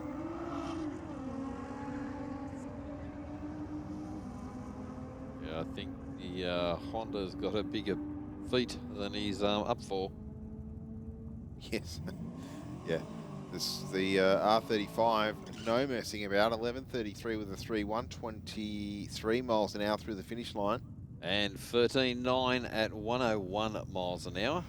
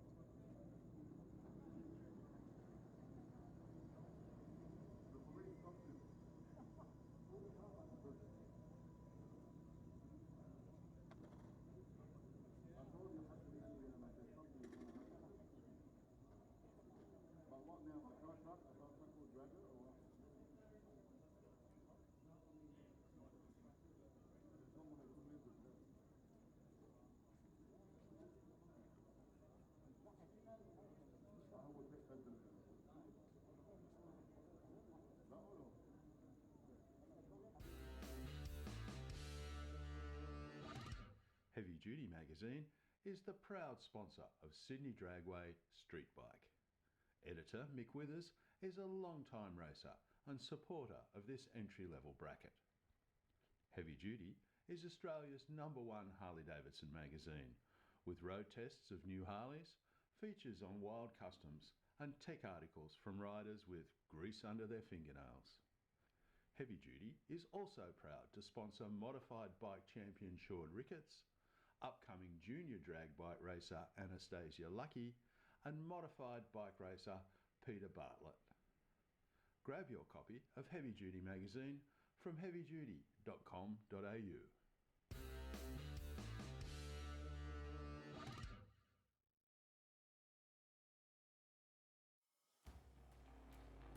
You can spot them from a mile away. The ones who run Mickeys. They don't blend in. They don't back down. They build bigger. They drive harder. They win. Mickey Thompson isn't for everyone. It's for those who refuse to follow and choose to lead. Running Mickeys means something. It means you're part of a movement. Builders, racers, rebels. People who defy limits. Who set trends, not follow them. Who don't ask for permission. You want grip? You want guts? You want glory? Then you want Mickeys. Because if you're not running Mickeys, you're missing out on the most iconic name in tires and wheels. Born from American ingenuity, still American owned. Built for those who blaze their own trail. Mickey Thompson, for the bold, for the winners, for the ones who forge their own legacy.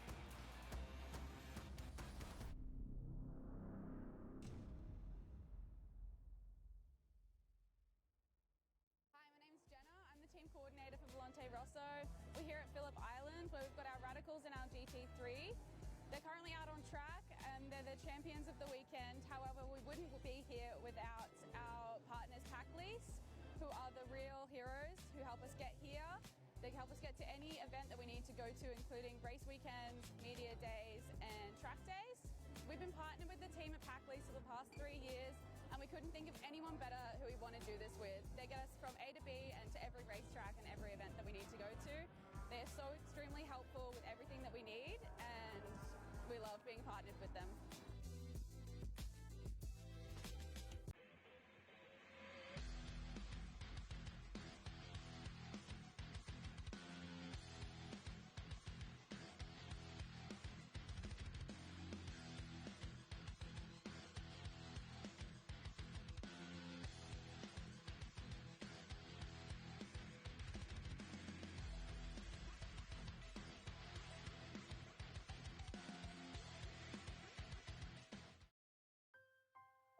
We've always had a few cars.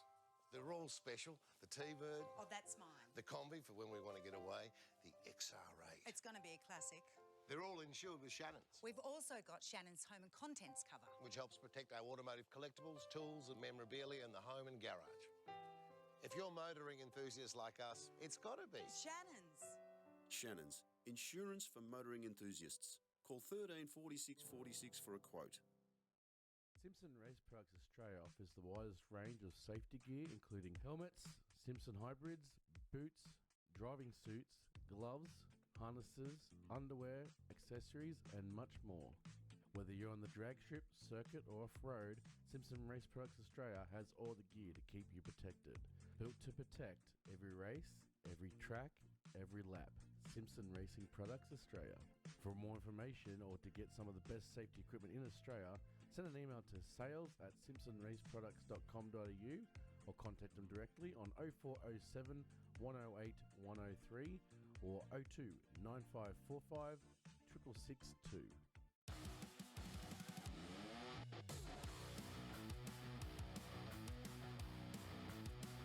Drag racing, it isn't just a sport, it's our legacy. Performance, it isn't just a word, it's our promise. 3 generations, one unwavering passion. Speedflow, where innovation meets performance. Proudly Australian, unmistakably world class. Speedflow.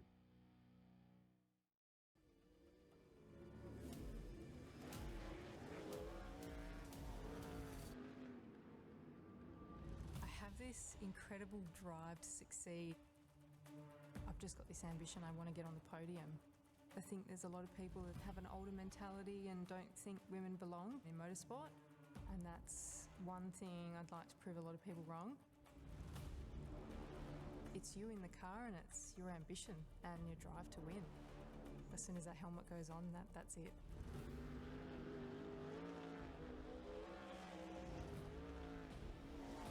I'm Brooke Newson. I'm a sprint car and outlaw car driver.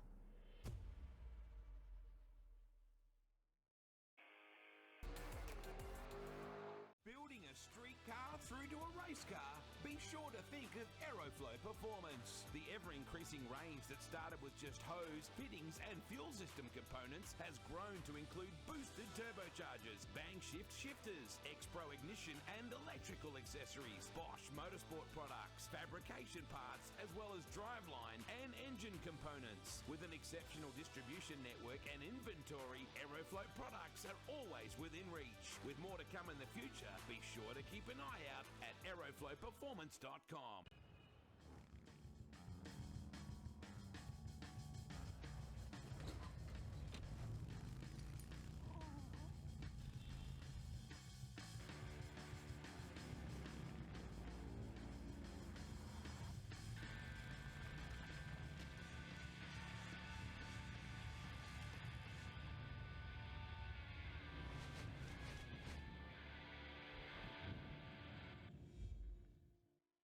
Hey everyone, are you in business for yourself? Maybe you own and run a transport business and are eyeing off a new truck or trailer. Or maybe you're a tradesman needing another essential tool. Well, here's a game changer for you.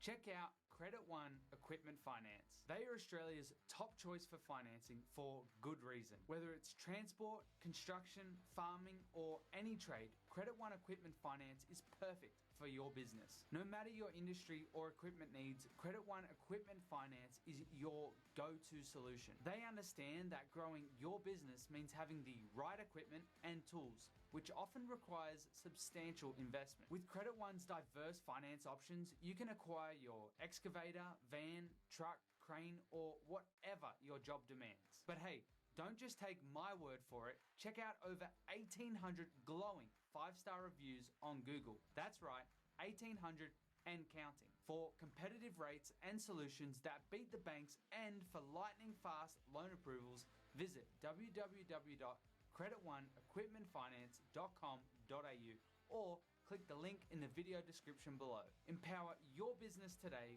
with Credit One Equipment Finance.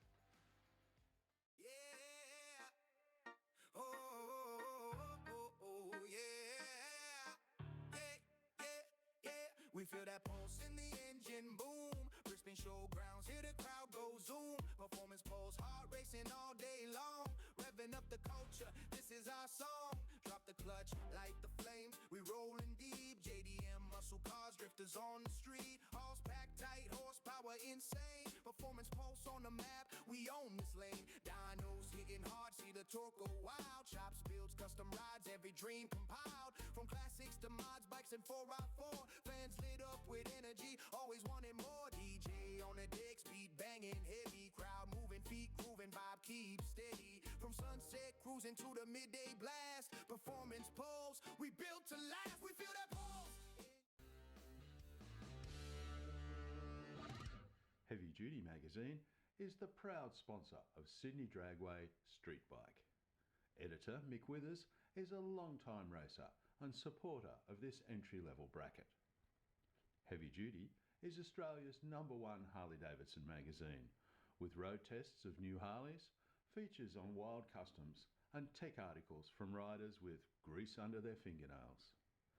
Heavy Duty is also proud to sponsor modified bike champion Sean Ricketts, upcoming junior drag bike racer Anastasia Lucky, and modified bike racer Peter Bartlett. Grab your copy of Heavy Duty magazine from heavyduty.com.au.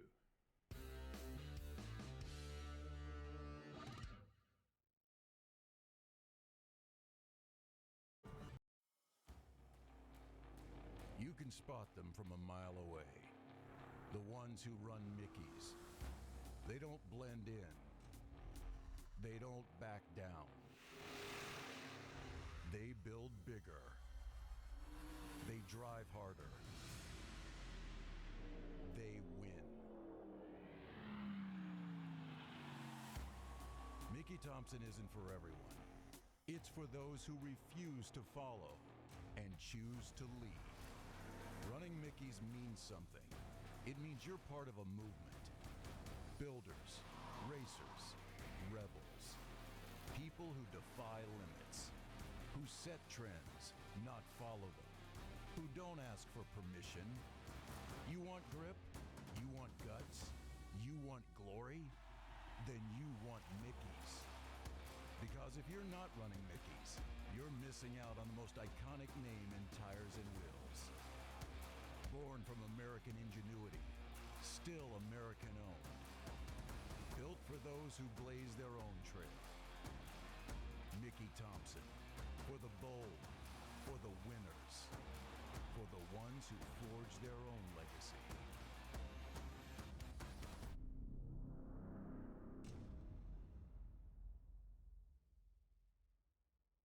Hi, my name's Jenna. I'm the team coordinator for Volante Rosso. We're here at Phillip Island where we've got our Radicals and our GT3. They're currently out on track and they're the champions of the weekend. However, we wouldn't be here without our partners Packlease, who are the real heroes who help us get here. They help us get to any event that we need to go to, including race weekends, media days, and track days. We've been partnered with the team at Packlease for the past 3 years, and we couldn't think of anyone better who we want to do this with. They get us from A to B and to every racetrack and every event that we need to go to. They're so extremely helpful with everything that we need, and we love being partnered with them.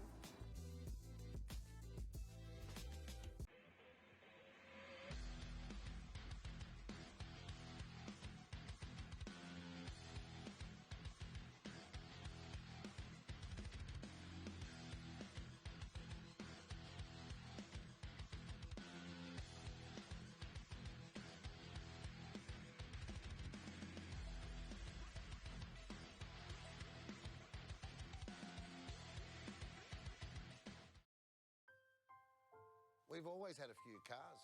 They're all special. The T-Bird. Oh, that's mine. The Combi for when we want to get away. The XR8. It's going to be a classic.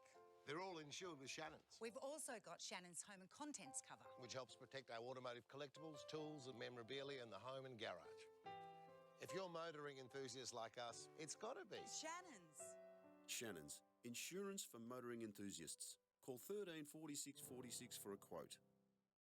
Simpson Race Products Australia offers the widest range of safety gear, including helmets, Simpson hybrids, boots, driving suits, gloves, harnesses, underwear, accessories, and much more.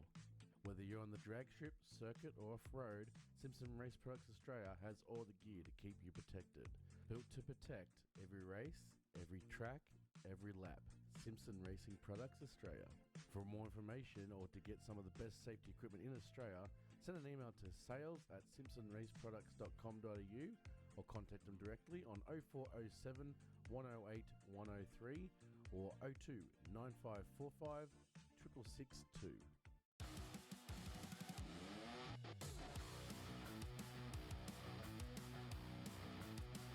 Drag racing, it isn't just a sport, it's our legacy. Performance, it isn't just a word, it's our promise. 3 generations, one unwavering passion. Speedflow, where innovation meets performance. Proudly Australian, unmistakably world class. Speedflow.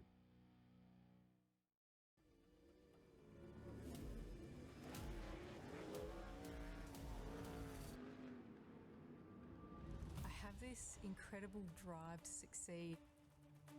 I've just got this ambition, I want to get on the podium. I think there's a lot of people that have an older mentality and don't think women belong in motorsport, and that's one thing I'd like to prove a lot of people wrong. it's you in the car and it's your ambition and your drive to win. As soon as that helmet goes on, that's it.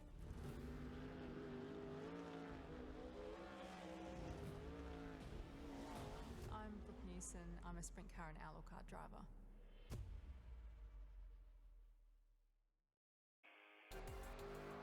Building a street car through to a race car? Be sure to think of Aeroflow Performance. The ever-increasing range that started with just hose, fittings and fuel system components has grown to include boosted turbochargers, bang shift shifters, X-Pro ignition and electrical accessories, Bosch motorsport products, fabrication parts, as well as driveline and engine components. With an exceptional distribution network and inventory, Aeroflow products are always within reach. With more to come in the future, be sure to keep an eye out at aeroflowperformance.com.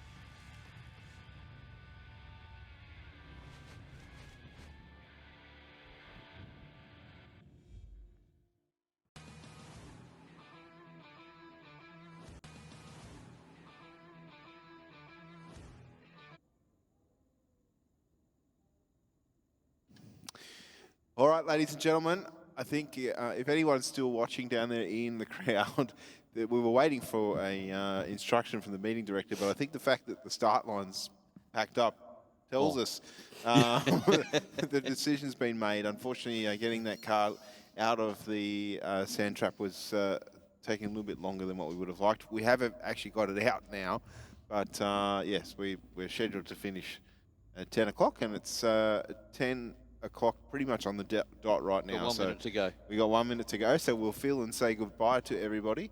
Of course, join us please on Saturday for the opening round of the New South Wales Track Championship Series here at Sydney Dragway for 2026. I look forward to, along with Adam, on Friday night, presenting all our 2025 winners at a presentation dinner. So the opening round on Saturday coming from 9 a.m. and that will feature everything from Street Fighter all the way up to Boosted Outlaws, and will be streamed via the track's social media. Following that, we look forward to seeing you on the 11th of February for the next Aeroflow Race for Real. That, of course, is next Wednesday night. But unfortunately, tonight's drawn to a close. I'd like to thank Mark, Ben, Stuart and Adam for all their help up here in the box. All of our fantastic track crew that worked out in the heat earlier this afternoon, and all the officials that kept everyone safe. To all of our viewers on the live stream, thank you very much for joining us. To all of the patrons that came along tonight, fantastic to have you in the venue. Thank you very much for your patronage. We look forward to seeing you again very, very soon here at Sydney Dragway. Whilst on the roads, be safe, and we'll see you all again soon. All right, Bushy, and thank you for all your great work, mate. Good night.